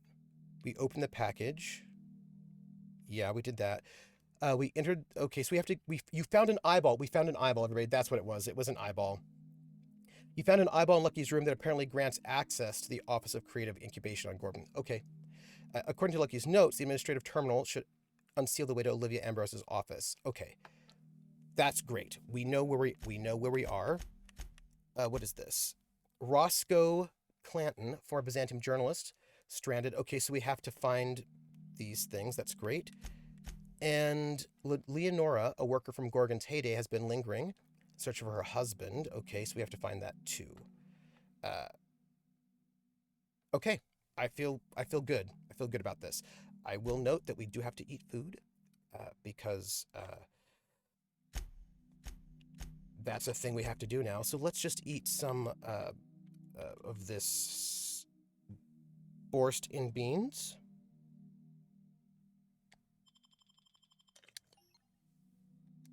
Boom. Yes. Plus I'm in charge of a couple of people and have more hours because that's fair.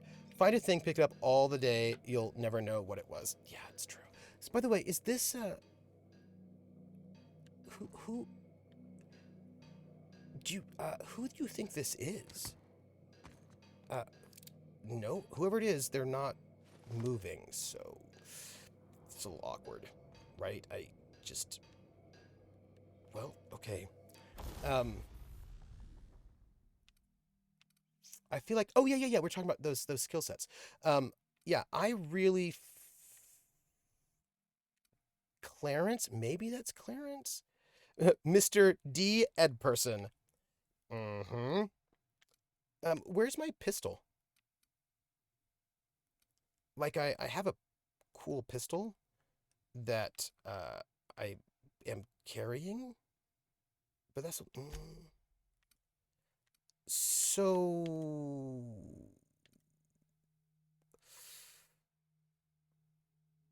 Anyone? No? Yes? Look, I've got okay, so I do have four weapons. Right, okay. Let me oh, all those things are super expensive to improve. Well, that's one's not. Look, I'm gonna just improve some of these things right now. And because it'll right, it's not that pricey to up those levels, and I'll just do that, right? Because I have a lot of money right now, and I figured might as well while we're here. And yes. It might be the guy whose eyes we took. I'm a little worried about that, maybe. Okay, look, we just did all that, and then we can... Oh, that's super cheap. Look, we're just increasing... Look, I have not tinkered. I just have been irresponsible in leveling up my stuff, and we're just going to do that right now. We're going to use a bunch of money, and I'm feeling really good about my life right now, and we're going to repair... Yeah, I feel very responsible right now, and we're not gonna break down anything at the moment. Well, maybe we could. Like, I haven't broken down anything, and what if I break down stuff and it's like I did eat. What if I break down things and it's like being like a responsible person?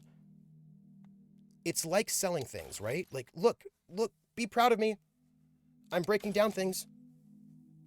Just look, I broke down all sorts of stuff. What is this? Well, this is like a cool gun that maybe I should... Some of this stuff looks really cool, and I don't want to break it down because it looks like it could be very valuable. Not that one. So I'm just wondering if maybe some of these things are better than the thing I currently have. And I just thought I should bring that up. Can you imagine if Jez was carrying all this stuff? Oh, Jez wouldn't. Jez is not. All right, so look at this. This gun I have does like 12. It's level 19, and it does 1254 damage. It's like a big deal. But I wonder if I can get anything better. Like this here does... There's a level 26. 770? I don't know. I feel like the pistol I have is really good. But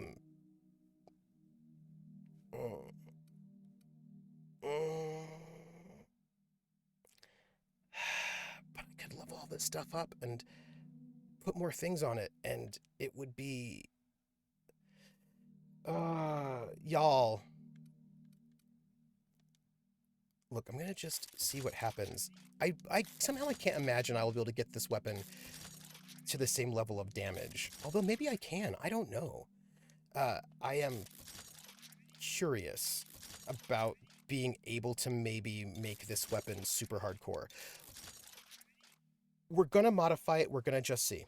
We're just gonna see what happens. I know it's like it is. Wait. It is a thing. Although it looks like I can't modify. Why not? That weapon. What's up with that? That's strange to me. What do you think that's about? Well, okay. What happens if okay, what I want to do right now, just for a test, is see what happens if I equip this weapon. And if I do, maybe it'll,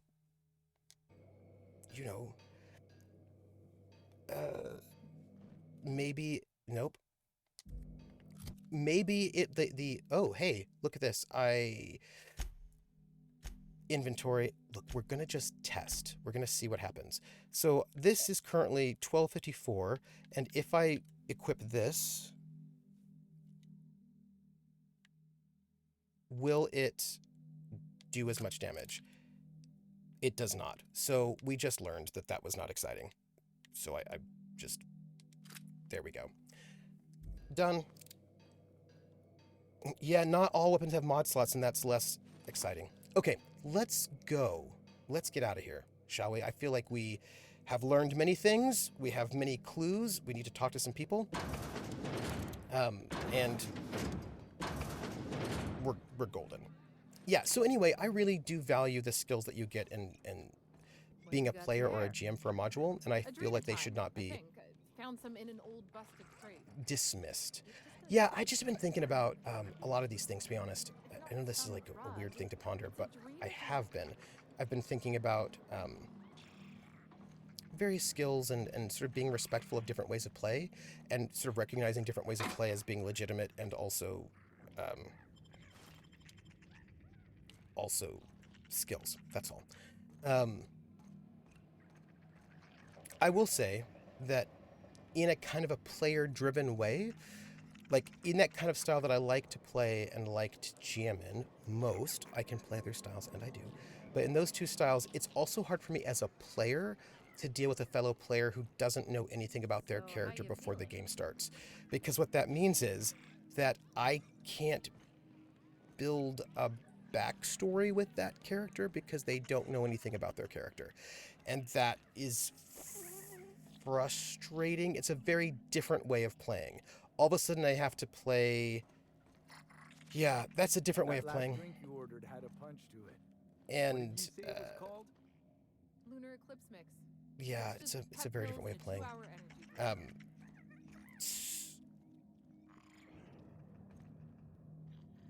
Basically, if I'm going to be playing with a player who knows nothing about their character until they play them, either my character cannot know their character either, right? And then I can play in the way that I normally play because I don't know their character, so anything they say is probably fine for me because I don't know them. Or I have to play their way, right? Like, because I can't make a fixed backstory for my character who knows someone whose backstory might always be changing, right? Or who knows what will happen to it. So basically, if somebody plays that way, I have to play that way as well, or my character just can't know them. Either which is fine, but I just kind of need to know. You know what I mean? Like, I just need to know which way I'm doing Pace it. yourself. Either The way's drinks fine. aren't going anywhere. Yes, but I did have a thought, which Hescape, you might have thoughts. You might have thoughts about this. You all might have thoughts about this. I have a thought. I was talking to Lindy about this. As a matter of fact, he did. Collateral for the bar tab he was racking up. So, I guess it's mine now. I would like to buy it. And no, you can't have it. Oh, let's lie. Oh, wow, I don't have the bits to sell this. I was like, Lucky wanted you to hold that for me. I'm his next of kin. You're related to Lucky and Hawthorne? Yep, That's almost too much. I know. Still, far be it from me to get between a man and his final wishes. Here. I don't know what it unlocks, but Lucky seemed to think it was important. I take him at his word. Thank you. I'm gonna go. Good. I've got paying customers. Rude. So I know we had to talk to her. Is there anybody else down here that we have to talk again before we leave? I feel like probably not. I think we've been all over the bar. Trixie's a stubborn gal, Yes? but I love her to pieces. I'm not drunk. You're drunk. I'm actually not drunk. You are definitely drunk. Just noting it. I think I would steal everything from in here. I mean, nobody would see. Right? Oh, look, I stole everything from in here, and nobody saw. I'm just looking to see what's in here. That's it. A lot of food, which I don't need to buy right now. Yeah, okay, it's cool. I want to take all the things. I'm not gonna... Oh, there's so much stuff to steal in here. Nope, don't do it. I won't do it. I'm gonna walk outside. That's it. I'm walking out. I'm leaving. We're gonna go... We did everything, right? We did everything. So, this was a, yeah, we did all that. So I wanted to tell you all a thing. It's two things. There are two things, and these are, hello? We should probably give a talk to Sketch Guy here before we go. Just check in with him. Hey, how you doing? Nice to have some company for a change. Nice, so I think we're done. Watch yourself out there. Indeed. I believe all our missions are outside at this point. I'm pretty sure. Yeah, like we have to get that flask. What is this? Oh, outfits. I don't see that one. We need to meet the people in the Human Inquiry and Auditing, Chem Lab, office. There's a garage we need to go to, and the ones who walk away from Omawas. And then we have to go into the Office of Creative Incubation. So yeah, we're just gonna go outside. So, I have two things that I could tell you, but I will definitely tell you one. We'll see if I tell you the second one. It just depends on how the conversation goes. So, can I tell you a bit of a pet peeve of mine? Which probably tells you something about me as a gamer, so I thought I'd share it with you.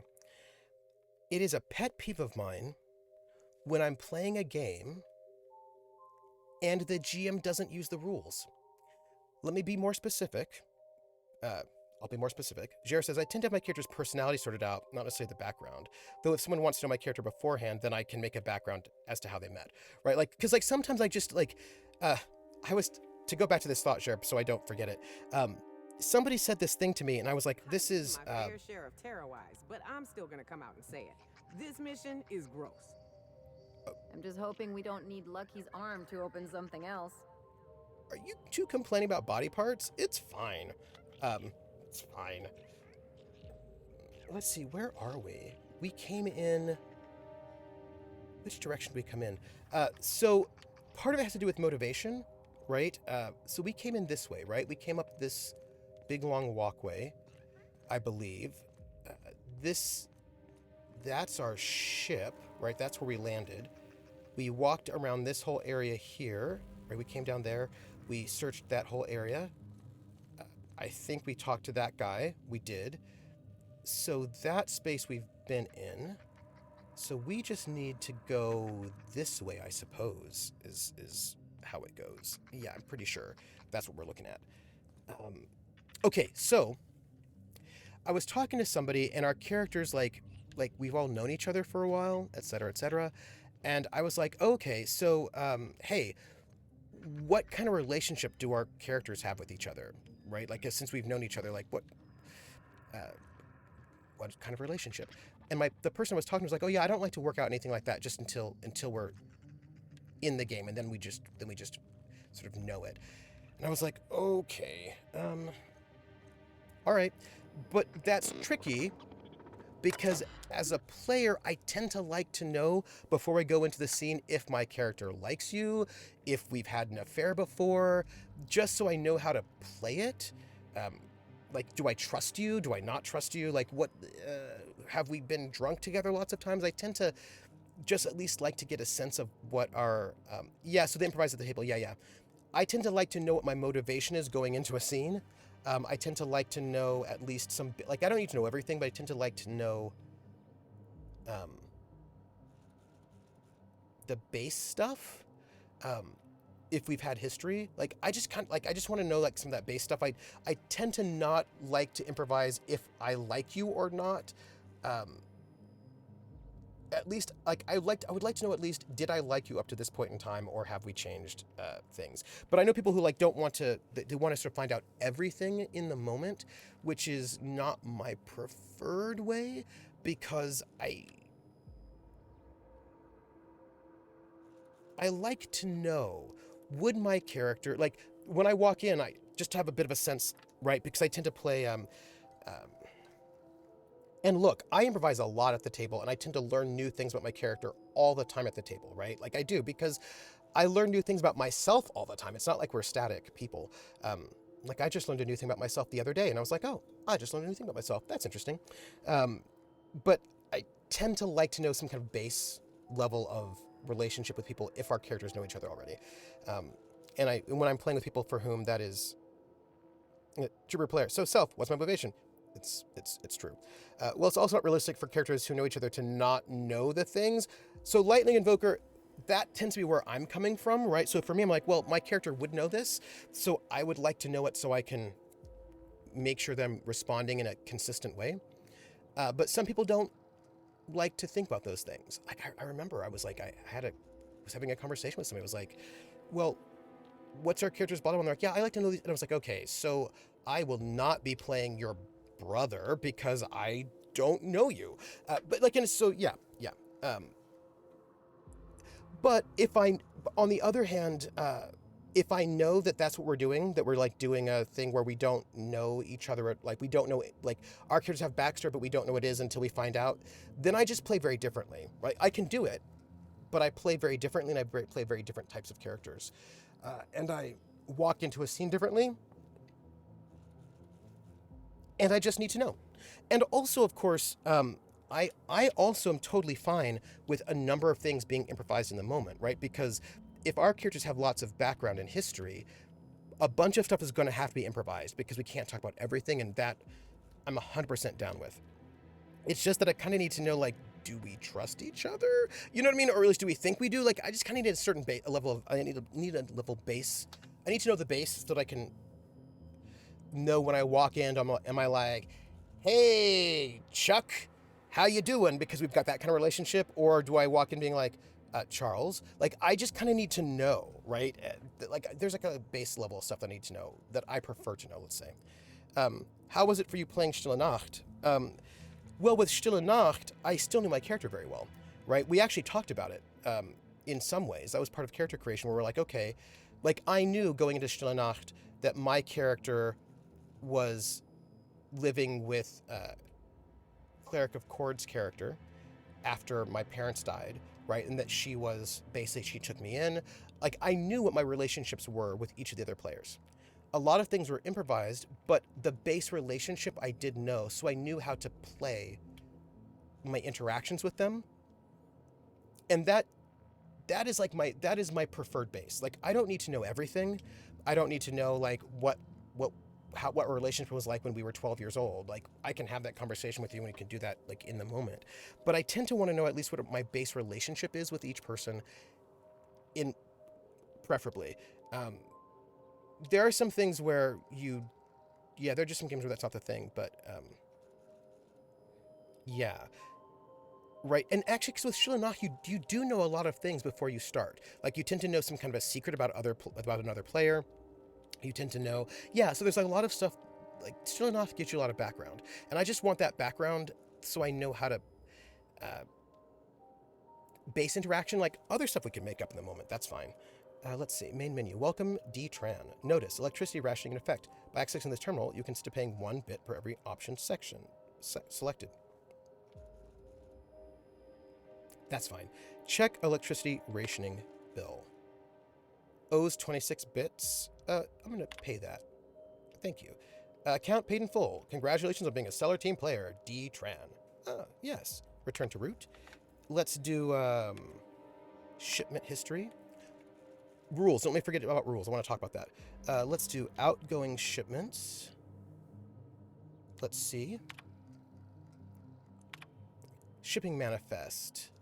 Perseus. Edgewater. 200 cartons of alert. Manifest contents exceeds recommended maximum weight. Huh. Okay. Return to outgoing shipments. Prototype. 100 cartons of prototype something. 2 tons raw ore of something. 15 reassigned lots again. Going past the maximum weight. Interesting. Shipment history incoming. What are we getting? We're getting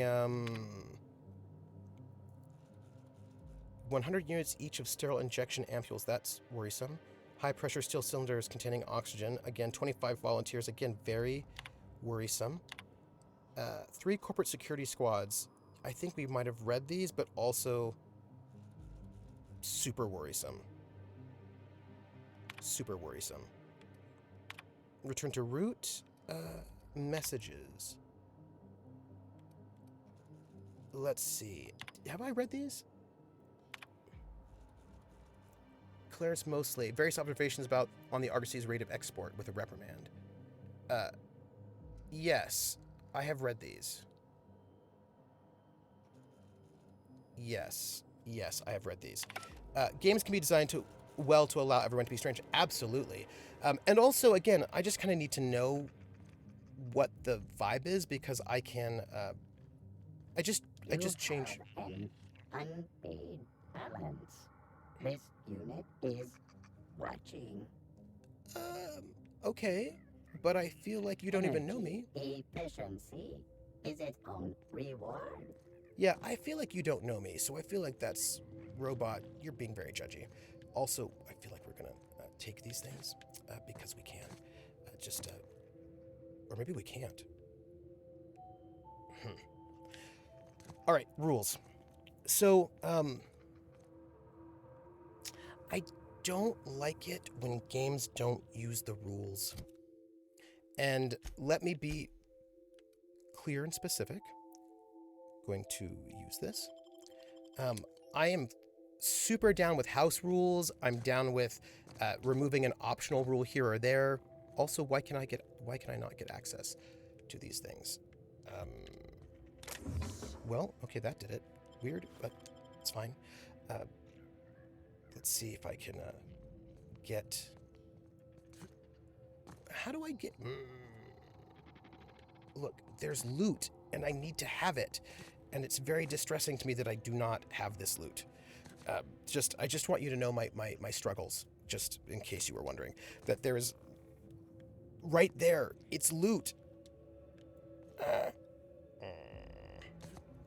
So, look, and I play a lot of games with a lot of optional rules, so it's not like I'm saying you have to use everything all the time, and I'm also fine with customizations, and like all those things are fine for me.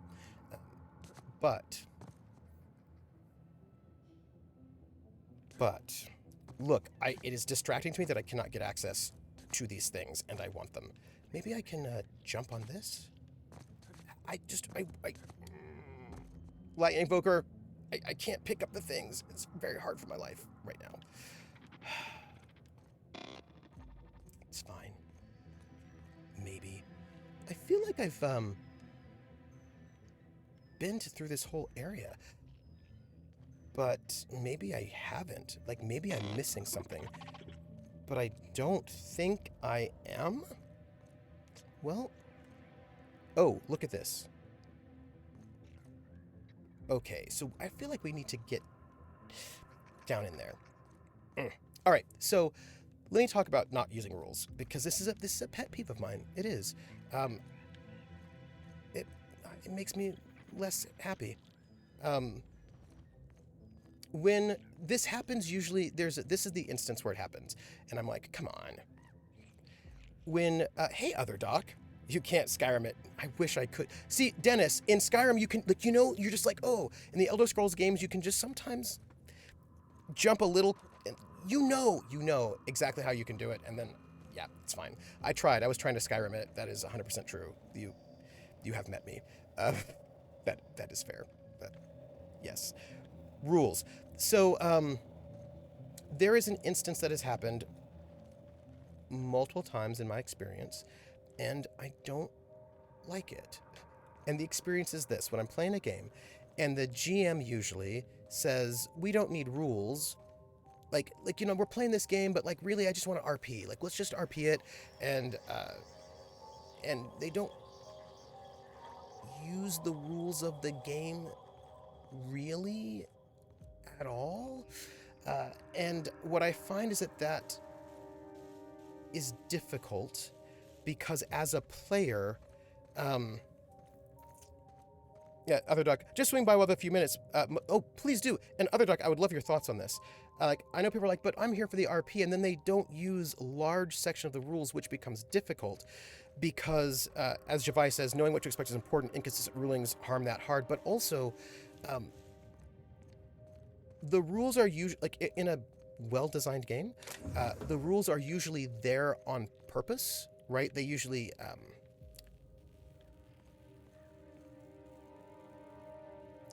they do things. Let me see if I can try to describe this. like they're using the setting more than the setting plus mechanics, but the problem is that those mechanics are balanced to do things, right? So, and they are usually not consistent on that. So, for example, let me give you, I think, the best example.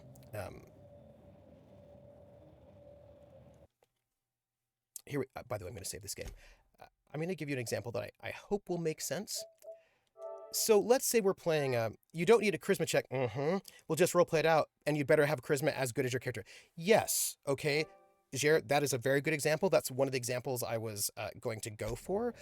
But in addition, to sort of add to that, so a game wherein you can spend resources to be good at social things, for example. You have a limited number of resources, and you can spend those resources to be good at fighting, be good at social, be good at whatever. And when you make a character who is really good at social, and therefore you're not as good at fighting, and the GM never makes people roll for social things, but just lets them do it through RP, then your character is just as good as everybody else's character at social things, but not good at all the rest of the stuff because you put your stuff in social, right? So there's this way in which that's not particularly fair. Or you make a character that is built around doing these various things in combat, but the GM hand waves combat. So then you're like, wait, but I worked really hard to be very good at two-hand fighting, but now you've gotten rid of all the rules that make a difference between two-hand fighting and not two-hand fighting. So I don't know. I just did all that stuff and now it didn't actually do anything. Or they're like, "Oh, this seems like yeah." If that makes any sense, if I'm saying like where like basically there are structures in the game that you have built your character around, and then the GM doesn't use those structures, which can be frustrating. Other Doc says, yeah, I've often felt like the rules are optional because I'm just here for RP approaches, usually an overcorrection. Yeah. Folks have been burned by previous gaming groups who didn't care about the RP, and they swing way too far in the other direction and decide to hell with these rules, and those bad people I played with kept obsessing about. Kind of a baby with a bathwater thing. Yes. And I also find that if that's what you want, there are systems you can play that are built to do that. And then you actually are using all the mechanics, like you play a different system. That would be that's my general take on that one, is that if what you want is this sort of experience, there are rules that will give you that experience, and you should use those rules, because there's going to be less of a disconnect between player and GM expectations in that moment. Javai says, I feel like that, in my experience at least, is especially common for social interactions in systems with lower social rules, which moves it kind of into a meta realm. Despite the attempt to make it feel more RP focused, it easily gets less. Actually, that's true, Javai. Lightning Invoker says, I get what you mean. It inevitably favors one kind of character over the yes, but also I think it makes it harder for the players, right? So, for example, Other Doc says, exactly, there are plenty of games nowadays designed to help facilitate the RP, or the talking portion, right? And as a player, it's harder, right? It's harder to know. I mean, for me, because for me as a player, I like to interact with the mechanics, whatever those mechanics are, right? If the mechanics are all RP mechanics, I'm like, cool, right? I will interact with those, and like It's starting to remind me of home. Worrisome. Like I really do try to interact with the mechanics and let those mechanics inform how I play and what I do. Right? Like I let the mechanics inform my RP and vice versa, which actually, again, goes back to Ron Edwards in The Forge when he says system matters, right? His whole thing, again, he and I are not the best of friends, but his whole thing is that you should make systems that support the kind of experience you want, right? So that ideally the systems in your game, whether they're rules light or rules heavy, whatever they are built to help create the experience you want. And so I, as a person, as a GM, as a player, almost always make sure that the system that I'm using, whether I mod it or not, is working for the experience that I want, and then I make sure I use that system, right? Because otherwise I would use a different system.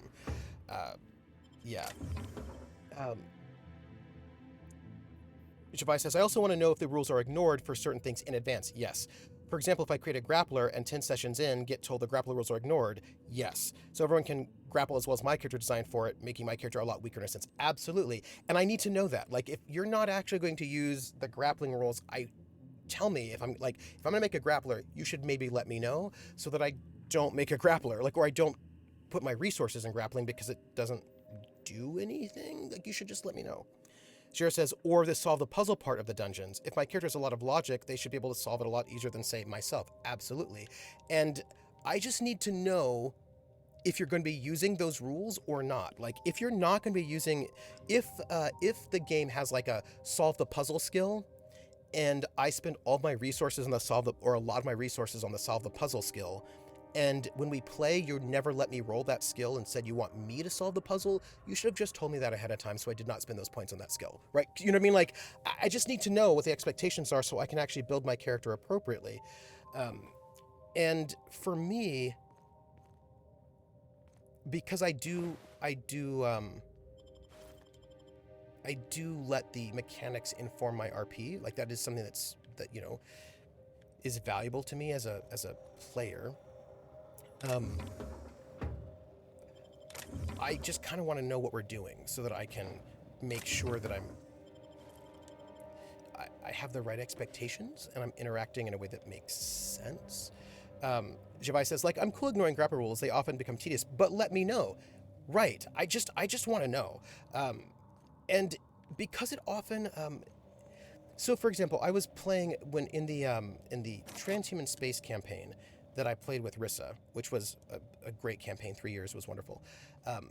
I made a character who was very physical, kind of like a bruiser, like the. Oh, hey, that's interesting. I made like a. I don't think I can get in there. Dang it! Like I made like a big bruiser sort of character, but I also knew that in our campaign we probably would not be getting into a lot of fights. That was probably, we're going to stick to the right side and do like a loop so that we are systematic about all of this. So I knew that I gave this character a bunch of skills that I knew would probably not come up in the game because we were being investigative. It was kind of like an investigative game. If it got to a fight, I'd be able to sort of rock that, but I knew that wasn't the focus of the campaign.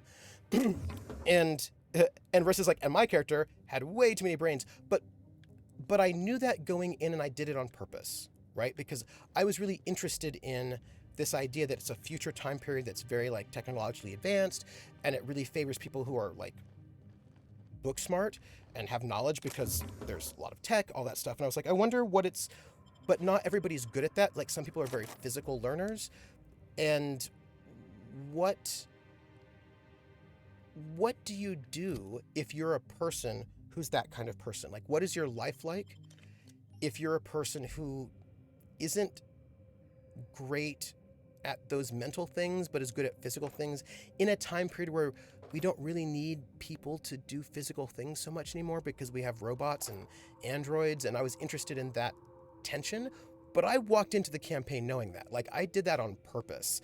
I knew it, and so that was something that was cool because I knew it. Do you know what I mean?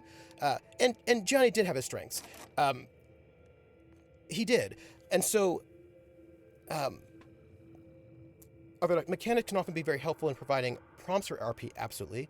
Or even mechanics that are not explicitly of the story or talk, absolutely. 100%. And they mean a lot, right? For me, they mean a lot because I would end up getting really different kinds of RP than I would otherwise, and I love that.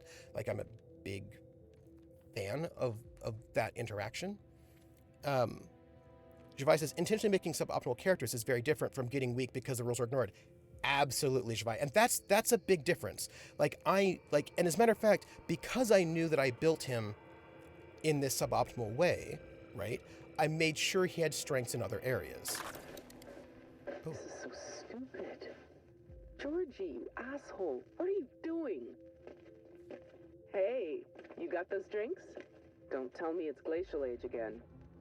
When did you become this picky? Beer's beer. Hey, what are we celebrating anyway? 1 year on assignment. Only 10,000 more to go. Ooh. No shit. And that makes it 1 year trapped in this goddamn closet. 1 year getting chewed out by Olivia Ambrose for doing our jobs. 1 year drinking stolen beer. And 1 year as partners.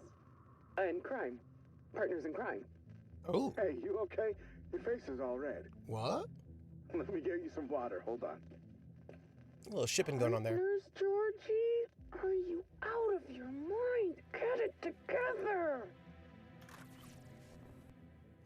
Mechanics can also shape how you view things a lot. Like magic in a system with a preset spells, like D&D feels very different from a system where you have to create your very own spells, even if the fluff is very similar in both. Absolutely, Javi. Hey, Crit. And that matters to me, right? Like, I try to make a character, like, when I make a character, I try to make a character that,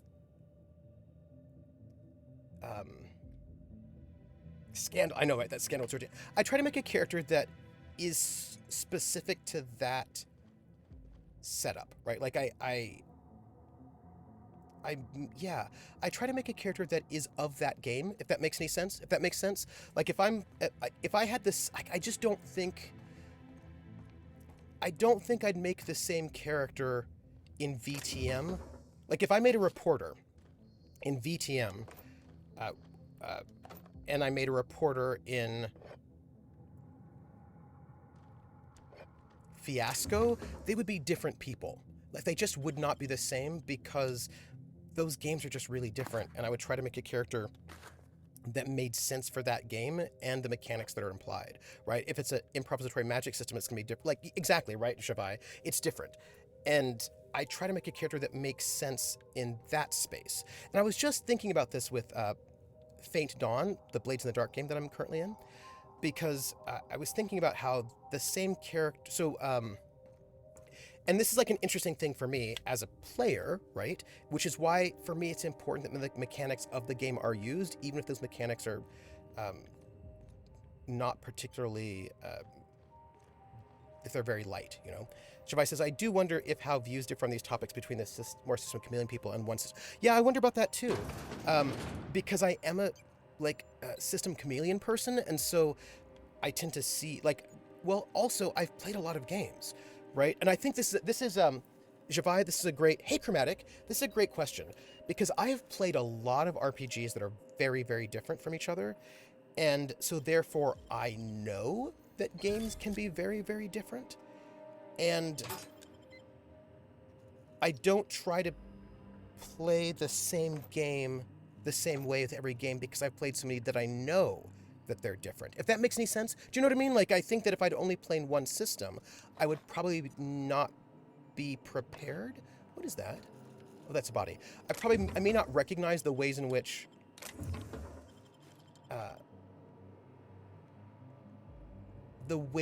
things are different. Granted, I've played games of VTM that end up more like games of Fiasco, but that's a different topic. Yes. I don't know why, but I have a suspicion that your character on Faint Dawn might be a bit shady. Oh, Hescape. Let me finish this thought. And this is really interesting to me. So this is an example of the ways in which, for me, system matters. So Faint Dawn, the setting that we're in, Helios, that setting that Dan created, was a setting that he created. No, I just ate, actually, so he's good. This unit is currently in wait cycle. Please return later. Okay, let me kick this automatic. Error. Tilt alarm engaged. Entering emergency reconciliation mode. Please do not kick this unit. Oh. It has not been programmed to wish you harm. Okay. This unit is currently in wait cycle. I'd like you. Please return later. Okay, well, I will. Have I'll come back later. Better than natural day. Well, thank you. Thank you very much. So this is the thing. So here's a great example about mechanics shaping how I think about a character. And again, I feel like if you are like a one system only person, maybe you don't think about these things, but I do. So the world that we are playing in, that Dan has created. So this is his world. The world that we are playing in is a D&D world. So this started off as a D&D campaign. There's a lot down here, and I feel like we should probably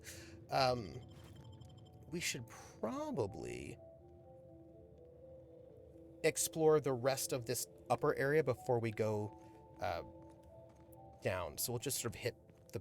I'm pointing, you can't see. That's ridiculous. We should hit the back area, and then we'll come back around. It'll be fine. I know what I'm talking about. We're just going to... So we came in here, right? So I just want to hit the other side of this area, and so we clear out this top part, so it's just how it is. Yeah, there are a lot of randomly dead people around here. It's a little distressing. Like, I'm in your camp with system matters and how you should pick a system to fit your game, but I'm sure there are plenty of, let's say, D&D players that would strongly argue that making the system fit the game is the way to go. Absolutely. And I know, and not even just D&D players. Oops, sorry. Like, Powered by the Apocalypse people. Like, I know Powered by the Apocalypse people who, they will make Powered by the Apocalypse fit anything. Even if maybe that's not the best idea. Right, because it's not like Powered by the Apocalypse. Even I love GURPS. Like, I do. GURPS is my favorite. And there are a lot of things that I would just do in GURPS, but there are things that I wouldn't. Because GURPS has a particular vibe. Now, it is also modular, so you can make GURPS fit a lot of different vibes, but you can't make GURPS fit every vibe. And so there's just a lot of things, like, there's just some things I just wouldn't do in GURPS, right? When you have a ton of guns, everything's like a target. Well, yes, right? I think that's like a yes, absolutely. Absolutely.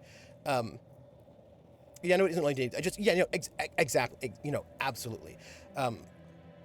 Now, what I suspect, though, to be honest, and this is me agreeing with you, Javai, what I suspect is that when people say you can make D&D do everything, I think they may not realize that what they mean is they have a particular experience they want, they just want it in different settings.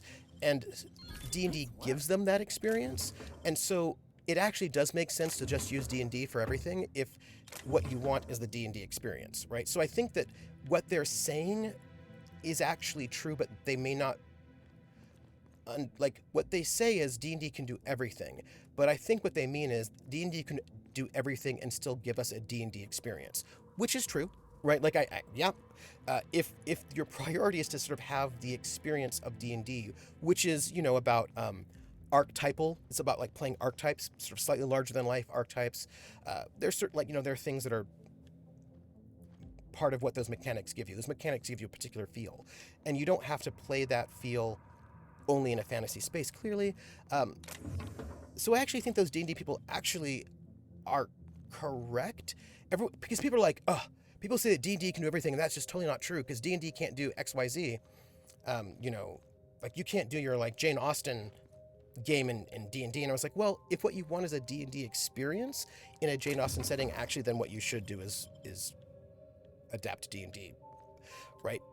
I just think that sometimes that people don't necessarily think about the mechanical experience that D&D gives you, and how that is a very specific thing. And so sometimes when people are like, I don't know why people keep using D&D for everything, I was like, well, because there is an experience that mechanically D&D is sort of built to do, and they want that experience. So yeah. What they say is not what they mean. Yeah, right. And I think it's because we just haven't really talked enough about those things. Like, we haven't talked enough about some of the details of mechanic and experience interactions. So, like, I'm not mad. I just feel like we've not talked enough about the experience to be clear, right? If you switch to milestones, a lot can be done, but it's not even about experience points. It's about what the characters are like, in and of themselves. The characters themselves are built to have, like, there's an experience that comes from D&D, right? That just based on everything about it, that ends up being a little bit different based on than another game, even in the same, with everything else being the same. How do you do Austin in a dungeon crawl? Austin Powers? Tell me more. Let's see. Other Doc says, I saw a Kickstarter a little while back where, if I recall correctly, they were putting out a setting both using D&D and PBTA, and I was, shall I say, a bit nonplussed. To their credit, they did say that the different system options were for different takes on the setting with different stories' tones. So they may be fine, but it definitely gave me pause. Oh, yeah, I totally get that. Toy Boat says, I've noticed on other channels that some people have counters for things they do frequently. Would it be fun to have a counter for every time Trooper mentions GURPS? You know, because people make fun of GURPS players, well, not make fun of, people are very hostile to GURPS players because they talk about GURPS. You can talk about other games all the time, but if you talk about GURPS, people it's like a ding. So I do try to avoid talking about GURPS in certain public spaces because I know that people can be weird about it. Javai says, also system comfort does matter. Absolutely. And swapping can be harsh on that at times, especially if new to swapping systems. 100%. Oh, Jane Austen, thank you. How do you do Austen? Well, you wouldn't do dungeon crawls, but you would do it in a slightly different way, but the characters would be different.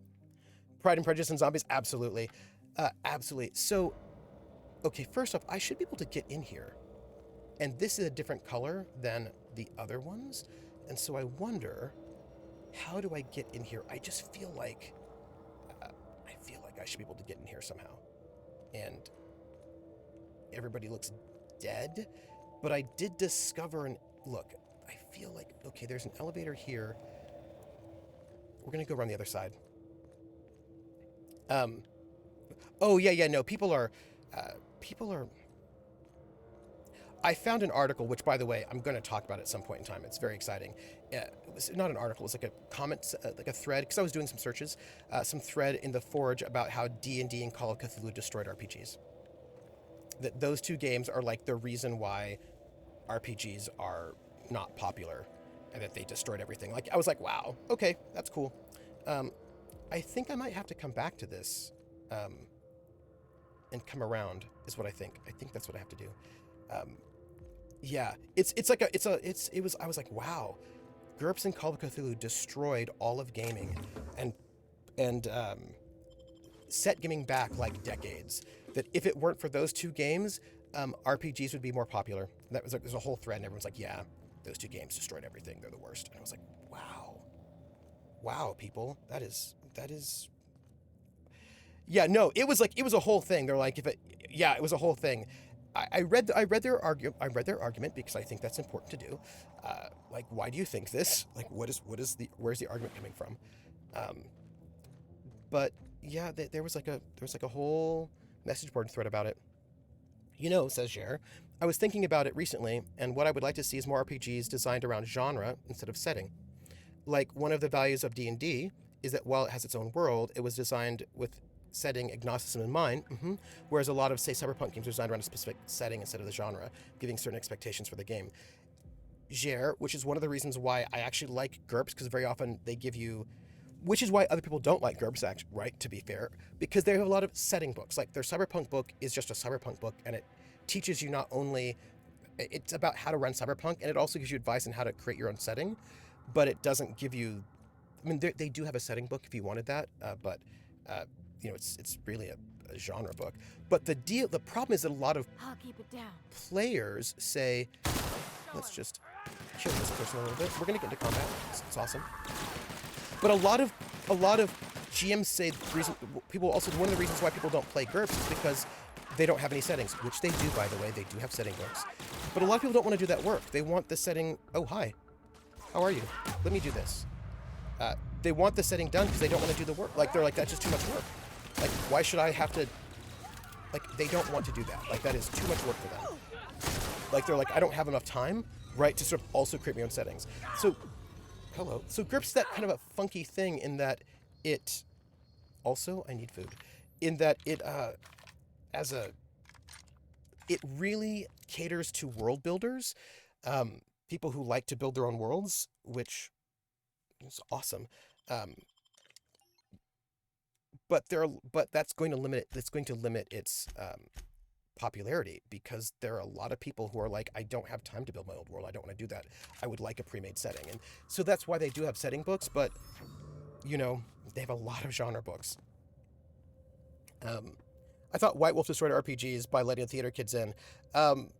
Well, see, that's if you talk to D&D players. Forge players like narrative games, and so they think that Call of Cthulhu, for some reason, and GURPS destroyed everything. It was interesting. It's important to separate different kinds of dislikes. Like, I dislike how D&D dominates the market, but I don't mind the system, only the dominance. But it's very easy to mix up the two. Oh, yeah. I love world building, but it does take up so much time. It does, and not everybody wants to spend that time doing that, because they're like, I got other things. Like, I want to just, run my game. Let's go around to the left. Yeah, and also, and the thing is, when it comes to dominance of D&D, I kind of don't care. Like, in the sense that, like, it dominates, it always has. You know what I mean? Like, there are a lot of reasons why it dominates, and that is just true. And for me, I'm not mad that it dominates stuff, because it dominates things because people like it. Pardon me. Do you know what I mean? Like, it dominates things because it gives people what they want. And so therefore, that's why. And when it stops doing that, it will stop dominating. But right now, like, I suppose, like, I'm not mad at D&D, because D&D is not in and of it, like, it's big because people like it. And I'm not gonna be mad that people like it. You know what I mean? It'd be like me being mad that, I don't know, like, I'm not mad that Taylor Swift has a bunch of #1 hits. She has a bunch of #1 hits because people keep listening to her music. And people that I like don't have #1 hits because people that I like are not pop artists, right? Like, there are games that I love that I think are awesome, and they are not popular RPGs, but I also am very realistic. Ooh, pardon me. I'm realistic. Of course they're not going to be popular RPGs. They're super weird niche games. And I would never expect Diamond de Galas or Sonic Youth to be top 40 musicians, because they're weird niche musicians, and that's what they do. So I just don't get mad about it, because duh. Do you know what I mean? Like, I personally think it's weird to be upset that your weird, like, ilbient, like, intelligent dance music thing is not top 40, because it's never going to be top 40, and why would it ever be top 40? It's not made to be top 40. And so it's just weird to be upset that this thing that is clearly not made to be top 40 isn't top 40, because it's clearly a niche product, right? So, like, yeah, I suppose I just don't get too bothered by it, because I'm under no illusions that my, like, yeah. I don't know if that makes any sense. I don't know if that makes any sense at all.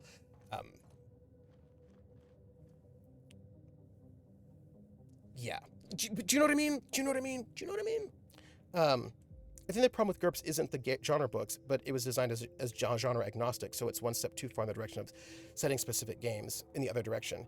And so, like, for me, Jer, like, that's its strength for me, so I love it, but I also know that a lot of people just don't like it, and I am totally fine with that. We're going to find out where this goes, by the way. Grumpy says, if people are having fun and creating a community without gatekeeping, it doesn't really bother me. Hey, Half-House Hermit! Half-House Hermit, I have to tell you something. The name game in DM at some point in time soon. I miss you. Come on, everybody. I say, now let's play a game. I bet you I can make a rhyme out of anybody's name. The first letter of the name. I treat it like it wasn't there. And then a B or an F. More an M will appear. And then I say he bow at a B. Then I say the name. Then banana, fanner, and foe. Then I say the name again with an F, very plain. Then a fee, fi, and a mo. Then I say the name again with an M this time. And there isn't any name that I can't rhyme. Half-Housed Hermit, Half-Housed Hermit, Half-Housed Hermit, Bobastar's Hermit, Banana Fan of Half-Housed Hermit, Fee, Fi, Mo, Half-Housed Hermit, Half-Housed Hermit. Thank you for that resub. 15 months. Woo! My goodness. Yeah, I'm going to 330. So you're saying it's unfair to compare Flatfoot 56 to Green Day? Yes. And to, like, feel like Flatfoot 56 should have the same fame as Green Day just makes no sense to me, because that's just never going to happen. I'm not getting mad at Green Day, because even if Green Day weren't there, Flatfoot 56 would not be top 40. Do you know what I mean? And I think sometimes people think well, if there were no D&D, then like everyone is John would be number one. I was like, everyone is John is never going to be number one. If there were no D&D, it would be Pathfinder. You know what I mean? Like, or something else like it. Like, I'm just realistic, right? Like I'm just realistic about niche products. Like, and I'm not mad at the popular thing, because I know it's not D&D's fault that not everybody's playing Bluebeard's Bride. There's no universe in which case where it would be the case that everyone is playing Bluebeard's Bride. Like, that's just not ever going to happen. So I'm never mad about it, because that's just not it. Do you know what I mean? Just if you see what I'm saying. What is in here? Let's check it out. Table story interests me to Unknown Armies. Nice. And Cult. I ended up buying the core book, even though I don't play TTRPGs. They may not be as popular as D&D, but I love the Sims. Right, and there's always going to be people who like other things, which is me. Like, I'm one of the people who like other things, but I understand that that the things I like are not, that are niche, Yes, DMs. I settled into the job. Oh, good. Got somewhat of a routine now, and now I know a bit better on how I can use my downtime. The COC game in Austria is ready to roll. Good, because that's what I want to talk about. I mean, if you deleted enough bands from existence, Flatfoot 46 would be top 40. Maybe, but you have to delete maybe all of them. You know what I mean? Other doc. I feel like a lot of people are going through that screw that other system I keep hearing about phase I went through in my late teens. Yes. Which can be applied to pretty much whatever system makes it. Yes. Like, look, because one of the reasons why I feel the way I feel is because that was how I was in my late teens. In my late teens, I was like, murder. But let's be real fair. If I was like, oh, you people who like the pop music, who are my bullies, right? That's why I was this way. You don't understand, blah, blah, blah. But remember, although I will say that I was not that person. But those people who are like, people don't understand the true genius of, Skinny Puppy. However, if Skinny Puppy became top 40, they would hate Skinny Puppy. They would dump Skinny Puppy in a hot second. They'd be like, Skinny Puppy sold out because they're popular now. So there's that kind of like tricky thing where people don't want, like, they're mad that their thing is not popular, but if their thing were popular, they would no longer like their thing, right? So it's a, do you know what I mean? Like, and that's a weird conundrum. I find the most angry people tend to be indie game designers. Well, yeah, not all the bands, just 90% of them. Yeah, that's fair share. That is fair. That is 100% fair. That word. So yeah, like but to finish this thought about how system matters to me as a player, because I play a lot of different systems, and so I think about it. So the setting that Fate Dawn is in is a setting that Dan created. It's a homebrew setting, which is very cool. It's sort of based on Greek mythology. And that setting was originally made for D&D, right? It's a D&D setting. But we're not playing D&D right now. We're playing Blades in the Dark. And I was just saying in our private Discord how that has impacted the way I play and the way I understand my character very differently. And the way I think other people might understand my character very differently. Because my character, if this were D&D, which is a very, D&D is about archetypes and icons, right? Like, it's a very archetypal system, which is not bad. Especially if you want to play archetypes, then it's good. But if we were playing D&D, my character, Galen, would be an evil necromancer. And people would have thoughts and feelings about that. They'd be like, oh, that's an evil necromancer. And they would see Galen as an evil necromancer. And technically he would be, because D&D has alignment, right? Like, D&D has alignment, and so that would be what it is. But we're not playing D&D. Now it really feels like home. Let's keep moving before we get all introspective. Okay, I'm just trying to situate myself. But because we're playing Blades in the Dark, he's not an evil necromancer, because Blades in the Dark does not have alignment, and it has a different cosmology. The mechanics are different, And so I think of the character. I don't think of Galen as an evil necromancer at all. Yeah, because it's a different game. Instead, I think of him as a person who, for various trauma-related reasons, is obsessed with bringing somebody back from the dead, and is going to use what options are available to bring that person back from the dead. And that might involve some things, some choices that maybe some people might think are questionable. But I also feel like the character can become different and can evolve differently, and who that character will be might be a bit different in the end. Like, I realize this is quite... Oh, I need to eat food. I realize that I don't know how clear I'm being on this one, right? But I just think of the character very differently than if I were playing him in D&D. Like, it just feels like a very different character to me. Not evil. I'm enjoying Blades in the Dark so far. Yeah, right. And I know that's like a very weird distinction, but because for me, I don't look. How do I put this? Galen is planning on murdering Césaire and using his body to bring back his brother. That's what he's planning. That's what he's planning. That's his plan. Is that a spoiler? I feel like you should have picked up on that one already, that he's like, yes, right? That's his plan, but I don't know if it's going to happen. Like, as a player, I know that that's what Galen is thinking at this moment, that's his plan. He's like, I'm going to bring back Lothair, Césaire's brother, and I need to get a really good, appropriate body, and it's going to be Césaire's body because Césaire looks like his brother, and like, this is a great idea. That's what he's thinking right now. Well, that's what he was thinking when the game started. Will that happen? I don't know. If I were playing D&D, probably yes. But I'm not playing D&D. I'm playing a different game, and I don't know if it'll happen. Brad threw me for a loop in the best way when Brad had his character be like, hey, if you can bring back my brother, you should totally do that. And then and Galen's like, oh, yes. What a great idea. I will. I don't know what will happen. I really don't, because the game doesn't have the same mechanics, right? It has different mechanics, which means I think about the character differently, which means whether or not the character can shift or change, my thoughts and feelings about that are different again. So, yeah.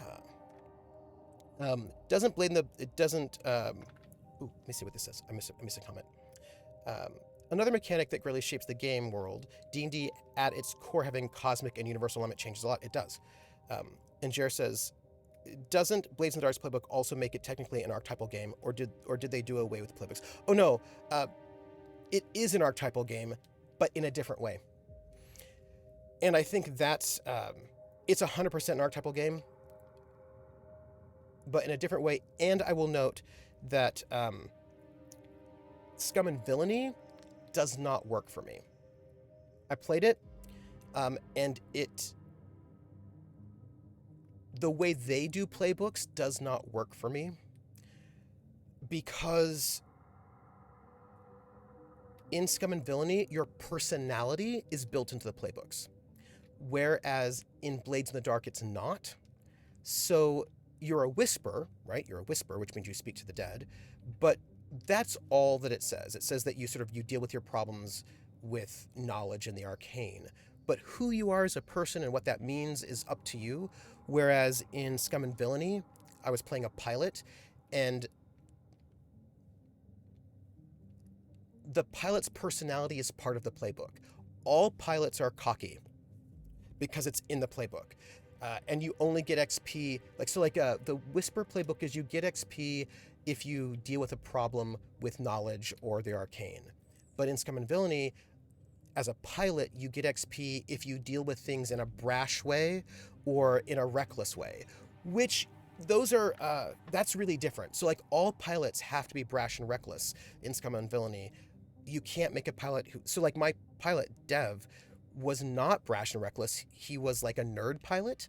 I was like thinking like the pilot who, like, you know, astrogates, like he's the nerd pilot. He does the math. And so I was just never pinging XP for my playbook because that is not how I saw, and that did not work for me. It did not work for me that, like, whew. Yes, so I do appreciate that Blades doesn't do that, because that was irritating. That was irritating. Poor Dimples. What's a little murder between friends? Murder, Jim, it's still murder. You all. I never get too attached to the cute little lamb with the dimples. It's a skill, it is skill and overall method archetypes, not personality archetypes, yeah. So Bluebeard's Bride also bakes in personality to their playbooks, though maybe that's different because, yes, right? That's a fundamental point, right? So so this is interesting, Jer, because Night Witches, which I love, bakes personality into archetype as well, but that's different because the personality is the archetype, right? Which is actually the same with Bluebeard's Bride, right? That the archetype is the personality is the archetype. That's what the archetype is about. So, right, in Night Witches, you are all pilots, so you're all pilots, but the difference between you then is what type of pilot you are. So do you want to be the hawk, which is sort of like a brash pilot, or do you want to be the owl, which is like a thoughtful pilot, or do you want to be in that moment you're all pilots, but you pick what personality you want, and that's the archetype. And with Bluebeard's Bride, you're all the bride. That's already set up. You just pick what, if you're the mother, the maid, the crone, which again is actually different again because there are many different types of mother, right? Like you could be a mean mother, or like a mean mother, or like a nurturing mother.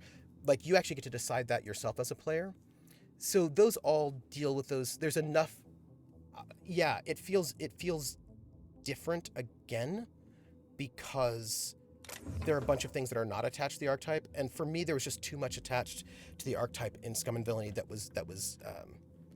shut down RP for me, right? It shut down RP in ways that I was not super excited about. Yeah, does that make sense? That in Night Witches, I'm going to be a pilot. I get to pick what type of pilot, and that's which archetype I pick. I was like, I want to be that type of pilot. In Bluebeard's Bride, we're all the bride, and I pick which one of these sort of like Jungian archetypes I'm going to be, and from there I can interpret what that archetype is like. But with Scum and Villainy, the job and the personality were all intertwined in ways that shut down RP possibilities, and I didn't like that. Yeah. Sounds like your issue comes up when skill-based archetypes get combined with personality archetypes. Yeah, I think that would be... Yes, I think that would be... That was a problem for me in Scum and Villainy, I would say. I do like PBTA games that separate out the personalities from the playbooks. Right, like, or if the playbook's a personality, then let me have something else. Do you know what I mean?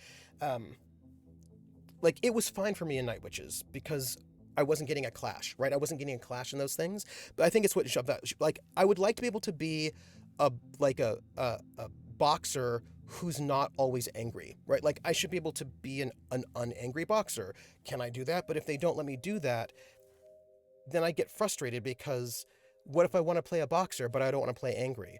Or what if I want to play an angry character, but I don't want to play a boxer, right? And if the personality and the job are meshed in that way, then all of a sudden I can't be the cold and calculating boxer. I can only be the berserker boxer, and I'd like to be able to do something different. And if the only way that you can be a berserker is by being a boxer, then I might be frustrated because like there's more you can do than just that, and I get a little frustrated if I'm expecting a bit more of an RP experience.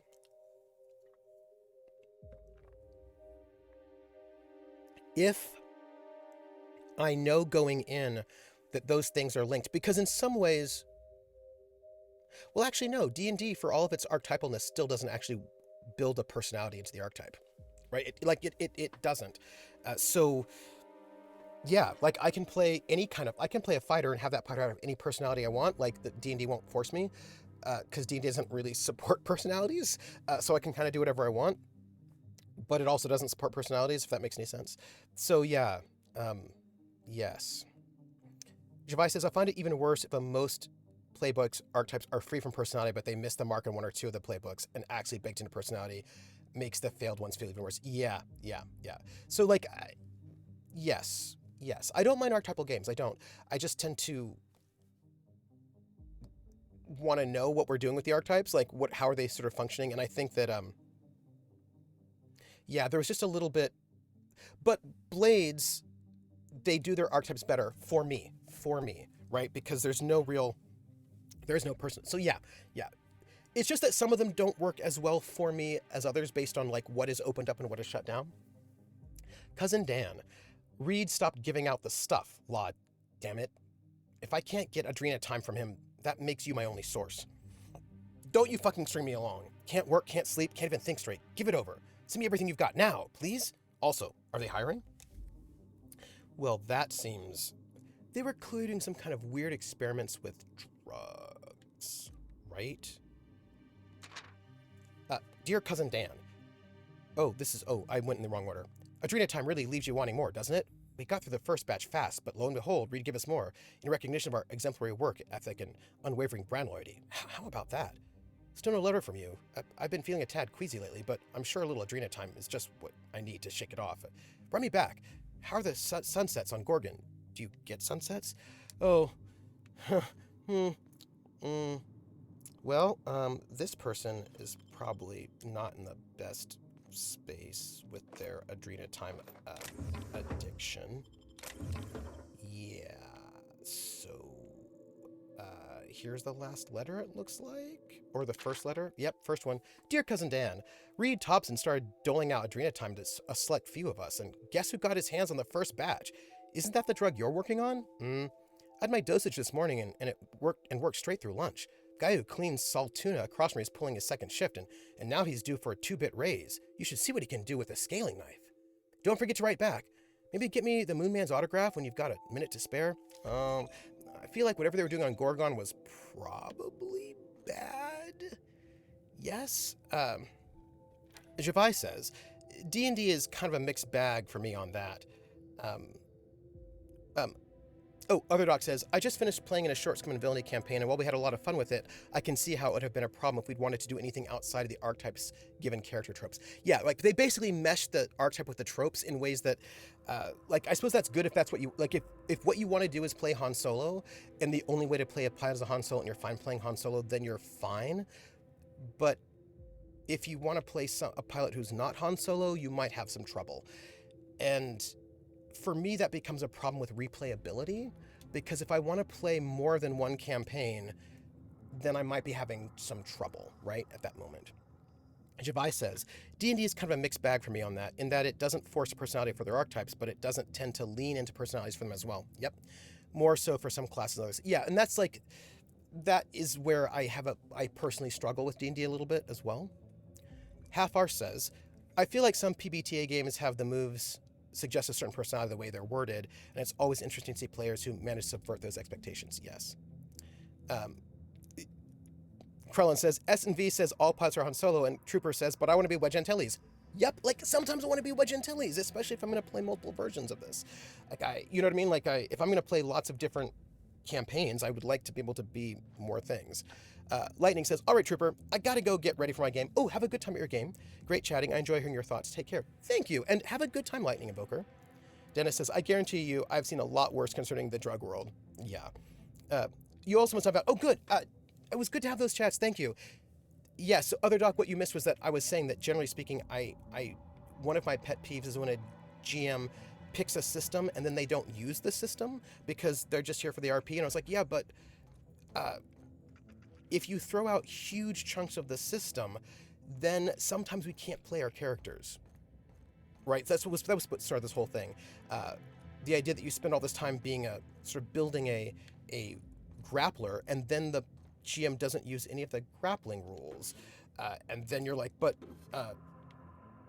you could have told me ahead of time that we maybe were not going to be using any of these rules, because then I just wouldn't have built a grappler if we're just not going to use them.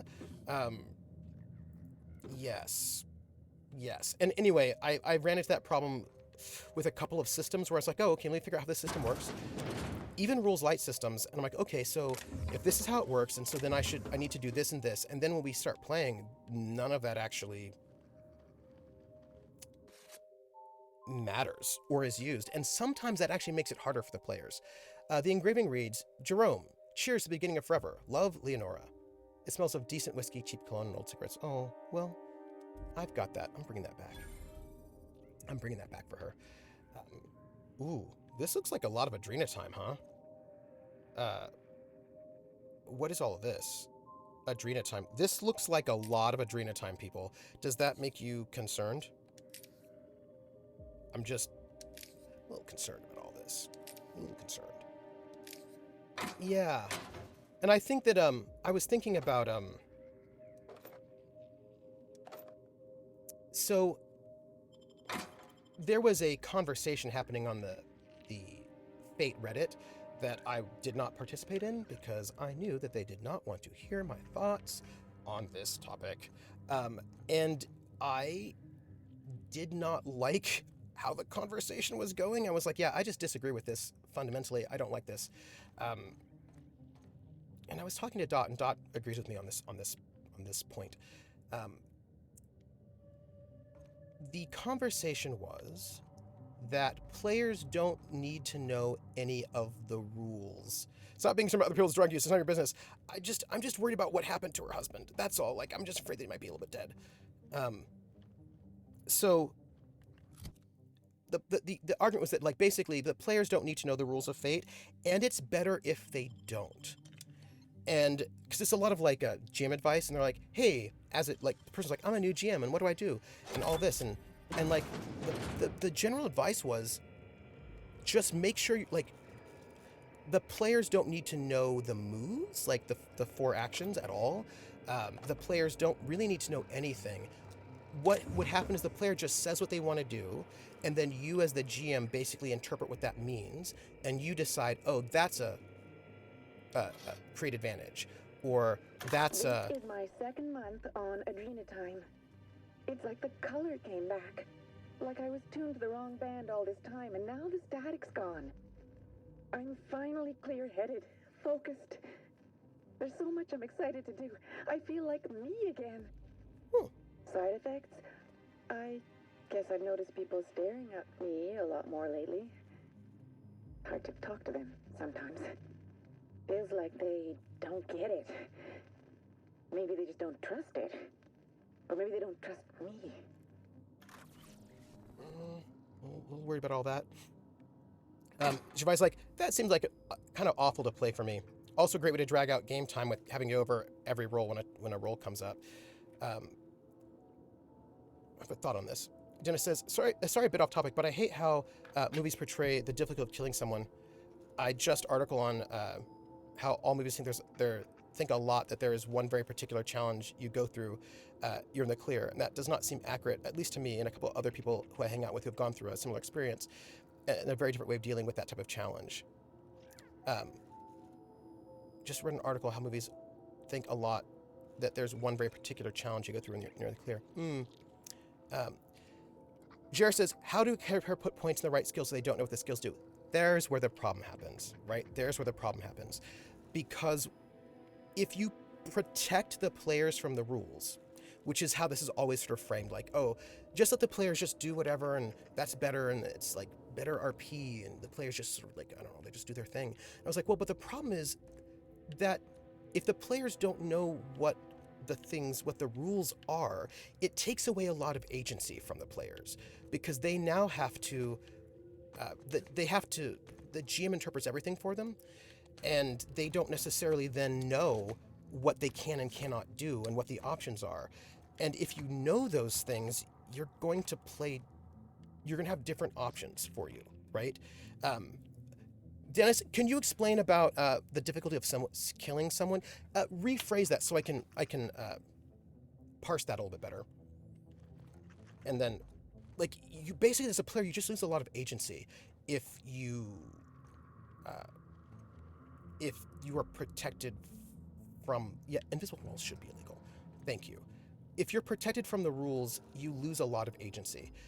Because like any move and like a number of moves could be in Fate, could be a create advantage, or they could be an attack. And if the GM is interpreting that, like, all of a sudden, like, if the players understand the rules, all of a sudden the players can start making choices on their own. They could say, you know what, actually, I think I want this to be a create advantage, and I think I want to create the advantage that the person is disoriented, right? All of a sudden, if you actually understand the rules as a player, you actually just have more agency.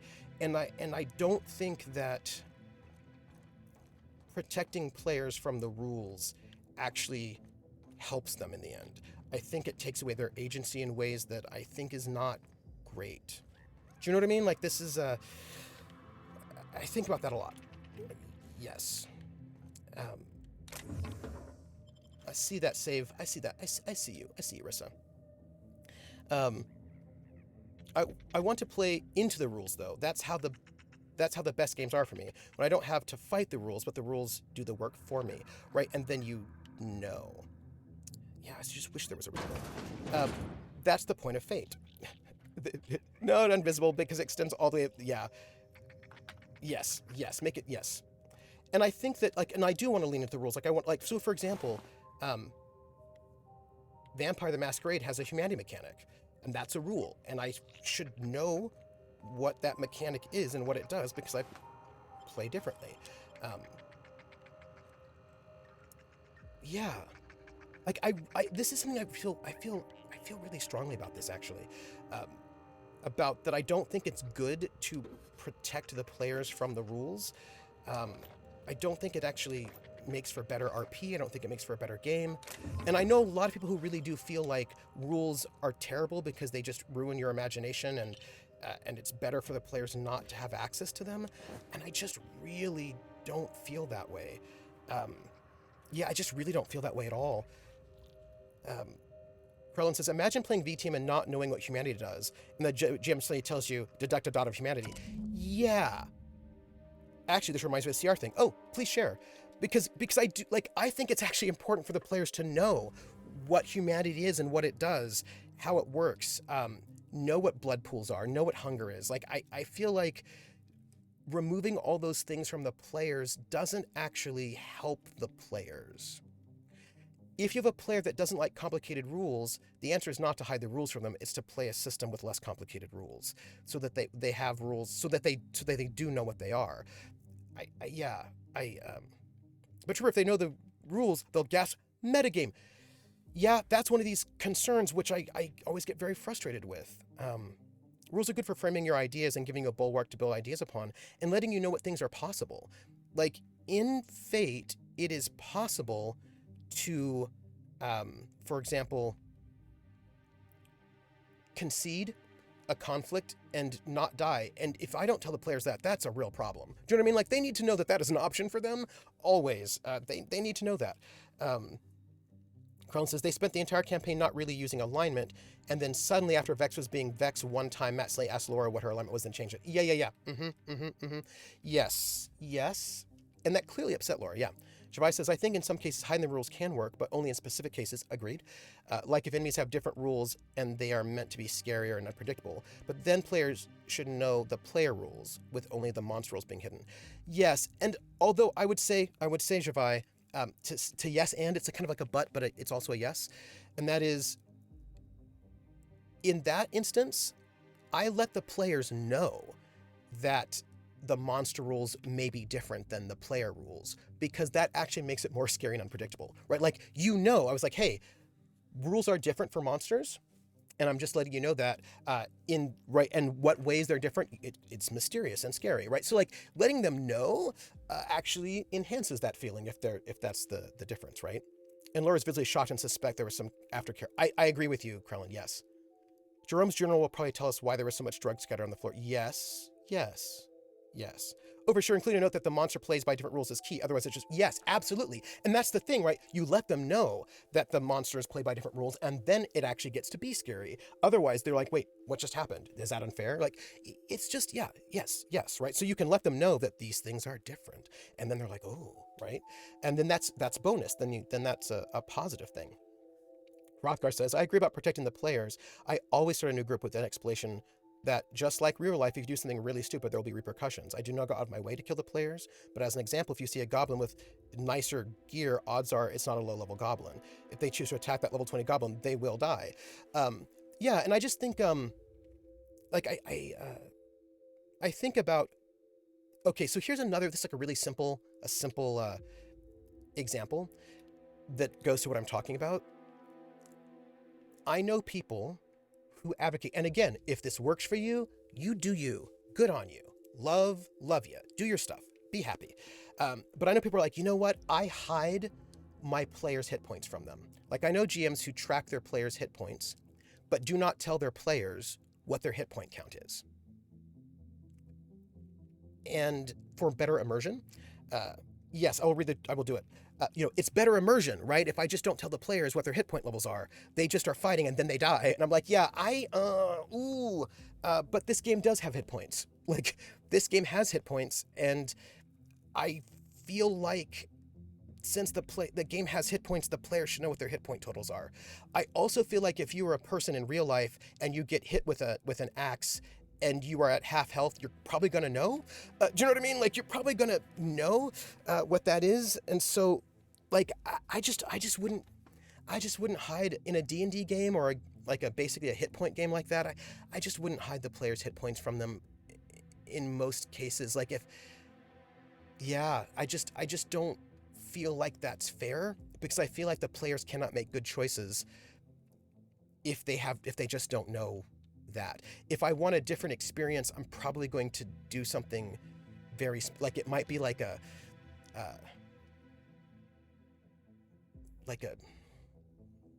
it can be a Friday the 13th game where the players are very, like, maybe in that case, if I'm doing a horror game, maybe, but I'm probably also going to pick a system that where in that is a high mortality horror game, perhaps, where the players are victims of a serial killer, like a slasher, like maybe something like that. But I first off, that's just a lot to track. But secondly, I just don't feel like that does what you think it does, So I generally don't mind it, but in my experience, it doesn't add anything. It feels more cumbersome, so better just including HP. Yeah, there are some campaigns where I can imagine it being there, but I don't think it does what people think it does. You know what I mean? Dennis says, well, movies portray killing someone, and the mental effect of killing someone is very different from the reality that I know of and have gone through. For example, people in movies who killed someone become cold and distant, which is a very common thing, but then they talk to a friend, but then they're fine for the rest of the movie. They're fine, which takes years of therapy usually to get better concerning killing someone, especially in law enforcement. So Dennis, I think it depends, because I've seen really different portrayals of the effects of killing someone. In, like, for example, action movies of the 80s, there is no impact of killing someone. You just kill someone and it's fine, right? A lot of American action movies, killing people doesn't have any mental effect. It's fine. It's fine. Or maybe you're sad for, like, a conversation, like you mentioned, and then you're done. Although, one of the reasons why I started Kolos was because I watched a British TV show wherein they dealt with the after effect of killing people in a very different way than I'd ever seen in American media. Like, people got PTSD, it messed them up. And I was like, ooh, I want to play a game like that. Like, I want to play a game where actually this does become problematic. So I think it depends on the country, the medium. Gervais says, although I do prefer systems that use other health systems than HP. And so again, like, I feel like it depends on the system. Like, I can see some instances where I would do it, but like in a traditional game, I just don't think hiding people's HP actually does what you think it does. Do you know what I mean? Like, I think it makes it harder for the player, not more immersive. I think it doesn't help with that. The TV show was called Wish Me Luck. You might be able to watch it on Amazon Prime. It's a British TV show. It is what inspired me to play Kolos. I'm gonna go right after. Yes. It inspired me to run Kolos. Wait, I watched it in 1988, and this show blew me away. there was a moment where, then I'll read the, then I'm out. There's a moment where these two agents were talking on the street and they saw this woman who was the milice, who was like the kind of the militia that tracks the resistant members. They split up. One of the agents goes back to his apartment, and then that milice woman is there going through his stuff. She turns to face him. He shoots her, and it's just a little pop, and she just kind of stands there bleeding in shock. And then she kind of falls to the floor. She does not die right away. And she's just like, and so he kind of holds her as she's bleeding out and dying, and then she dies, and he's like, oh, he gathers up and he leaves. But then he's never the same for the rest of the show, actually. He starts having flashbacks, and the minute there are gunshots, he starts having flashbacks, and they have to send him back. The agent is sent back to England because he just can't function as an agent anymore at this moment, because he needs like serious therapy for a long period of time. And I'd never seen violence done that way in American media. First off, the Foley was not heavy. It was just like a pop. You know what I mean? And then she didn't, usually like bam, and people like fall, and it's this whole dramatic thing. Or they're just mowed down and they die immediately and you just move on. But like it took a while for her to die. And like it was very traumatic for him. And I was like, this is amazing. Right? This is amazing. I really appreciate the way in which they're dealing with violence here. And I just never seen that before. And I was really motivated to run Colos by this show, which was about women agents airdropped into France with the SOE. So it was like about the SOE. And I loved the setting. I loved the acting. And I loved that it did violence in a way that was not 80s Hollywood action movie violence, that it did violence in a very sort of understated sort of way that sort of lingered. And I was like, I want to run a game like that. I want to run a game where these things are going to linger with you and sort of hit you in different ways. And I want that. So yeah, yes. So yes. Day 0. I also enjoy systems with no HP. I like systems with either small HP that doesn't increase, or no HP. I like different things. So day 0. Ship just left. Law bless it for getting Leonora off this blasted rock. Etheridge called me a fool for giving her my ticket, but Etheridge is a dumbass, so what does he know? I'd do it again in a second. From now on, my only goal is survival until Spacer's Choice comes back for the rest of us. Elle, my heart, I will find my way home to you. Day 1. Some of us sheltered in the mines last night, taking turns keeping watch. I don't care to imagine what happened to the others who aren't here.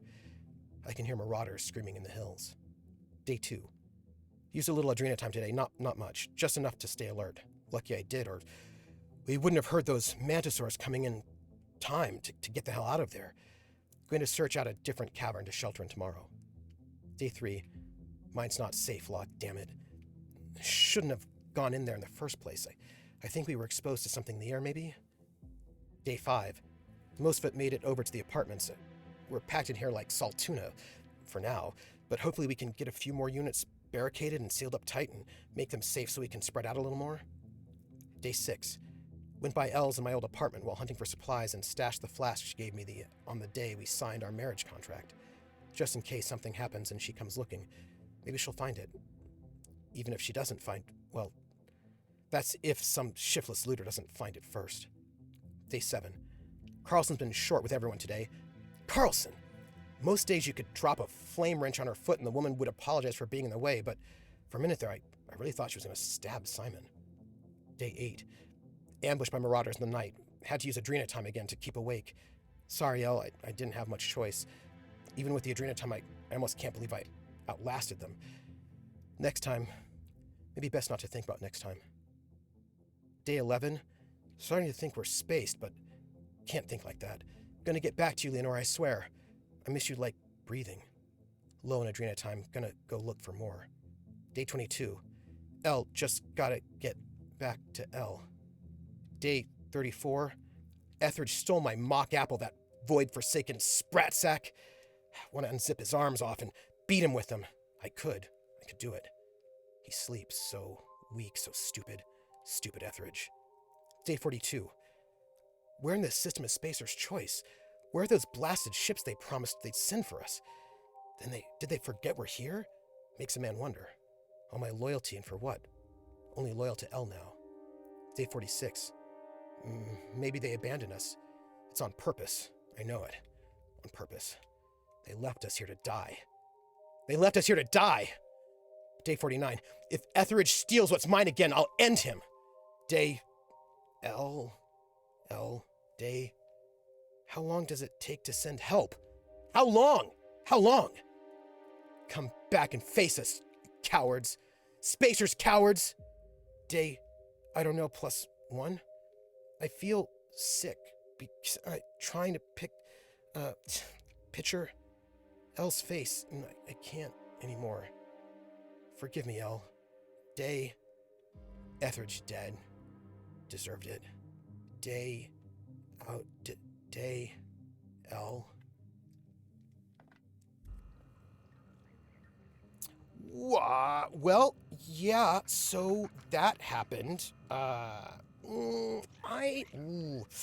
Feels like that Adrena-Time perhaps was not great. You know, also, we're gonna just finish searching this room, then we're gonna quit.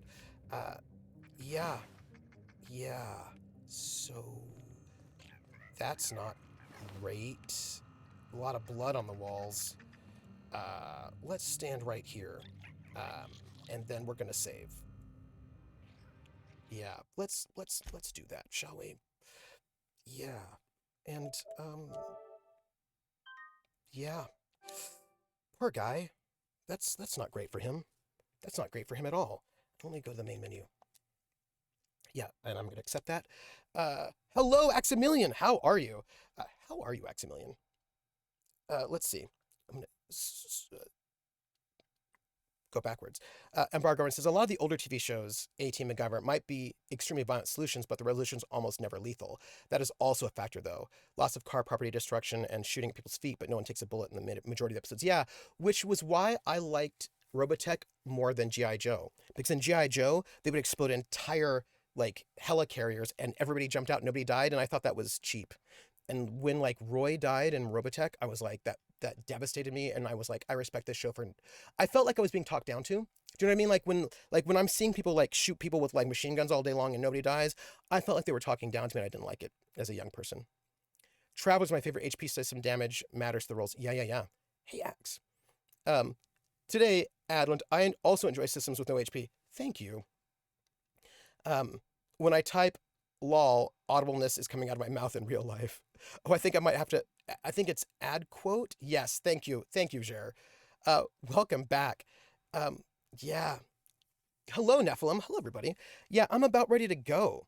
Show your boss that you are prime with amphetamines or something. Yeah. Robotech was the best. Oh, thanks. It's all the fire. So, let's see. We're gonna go. It's 3:41. It's time to leave. It has been officially 3 hours and 3 minutes, so we got it in there. Other talk down to, or it's a quirk of the group, should never be the case. Yeah, for me, I just was like, the stakes were sort of off. Do you know what I mean? Like I didn't like it as a kid, and I still think about that. Yeah, I kind of, it made violence too easy, right? Like, oh, we can just like do all these things all day, and it's like fine, and I don't think it should be fine. So that was like it's just my feeling, personally. Like it's different things, right? Different moments. If I were running like a pulp campaign, it would be different. If I were running an A-Team campaign, it would be different, right? Like how things go with violence and death and all of that really depends on the campaign itself. And for some campaigns, some things are appropriate. For other things, it's not, right? Yes. So anyway, I just feel like if you're going to use a system, you should use the core rules of that system. Elsewise, use a different system. Okay, that's it. I'm going. Get groceries. I got groceries the other day, and I need to actually sort of cook some of those groceries. 100%. If they just wanted to make violence too easy and morally golden, if no one gets hurt. Yeah, right? So that's exactly what it is, right? They just wanted to make violence too easy and morally golden so no one gets hurt. So, like, it's fine for us to, like, do all this stuff and we're still good guys because no one died. And I'm like, it's a little cheap. But I recognize moments when that's supposed to happen, right? So I do understand it. Okay, so let me tell you what's up. First off, thank you all for being here. I appreciate it very much. We got a lot of Outer Worlds done, maybe. I mean, we wandered a little bit. We found things. We solved a side quest. Where you can find me next. You can find me next tomorrow at 4 p.m. Eastern over at Table Story for Faint Dawn, where I play not an evil necromancer because the game doesn't work that way. But I am playing somebody who is okay with people being murdered so he can do experiments in bringing people back to life and is contemplating killing his friend. I mean, we'll see if he does. We don't know. We don't know what happens when we get there. He might not. And then at 8 p.m. over at Praxigor, the Smorforia's channel, Romance of the Blue Rose. Will we have Divinity tomorrow? Galen is a morally ambiguous necromancer. Dang it. He is. He's a morally ambiguous necromancer. Thank you very much. He's a death-interested necromancer. He's a morally flexible necromancer. Yeah, yeah, that's right. That's what it is. I do not think we'll have Divinity tomorrow because Dot has not been able to get her extra monitor, but I think she's going to be able to do that next week. So I feel like we're going to have Divinity maybe next week. I'm hoping it's going to come soon, but the tech is not completely finished. And then you can find me next week, Thursday here for The Long Dark, Wednesday, Witcher over at Praxis channel, Friday, Kolos. We're going to get everybody back, so we should be good Friday for Kolos, and I'm so sad to have missed it. But that's me, and I want to raid somebody because I feel like that'd be awesome and delicious. Also, yeah, I want to raid somebody because we haven't done that in a while, and I feel like that'd be a lovely thing to do. And what else? I need Twitch. Yes. Oh, thank you. Yes, if you would like to help us, you can join the Patreon, which helps me pay for the cast, and which, by the way, I really appreciate because right now I'm living on diminished funds just because I'm on a research leave. So it's been very helpful, so I appreciate it.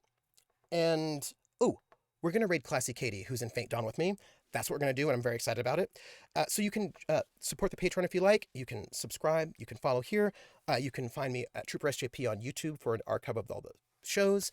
And then Academic Foxhole on Twitter and also Patreon. And this is our raid command.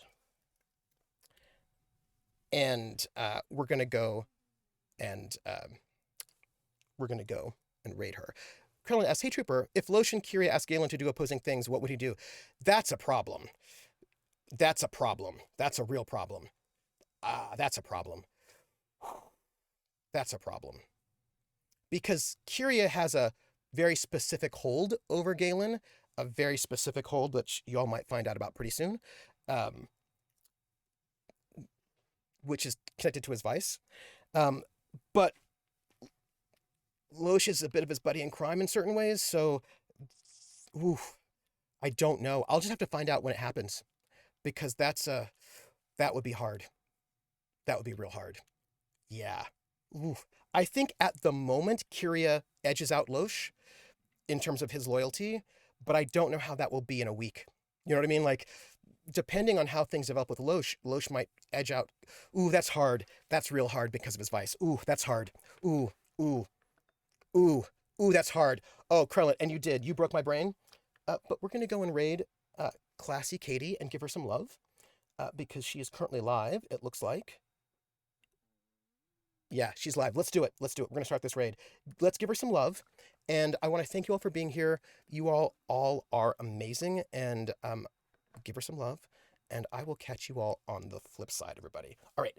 Bye, everybody. Bye. Raid.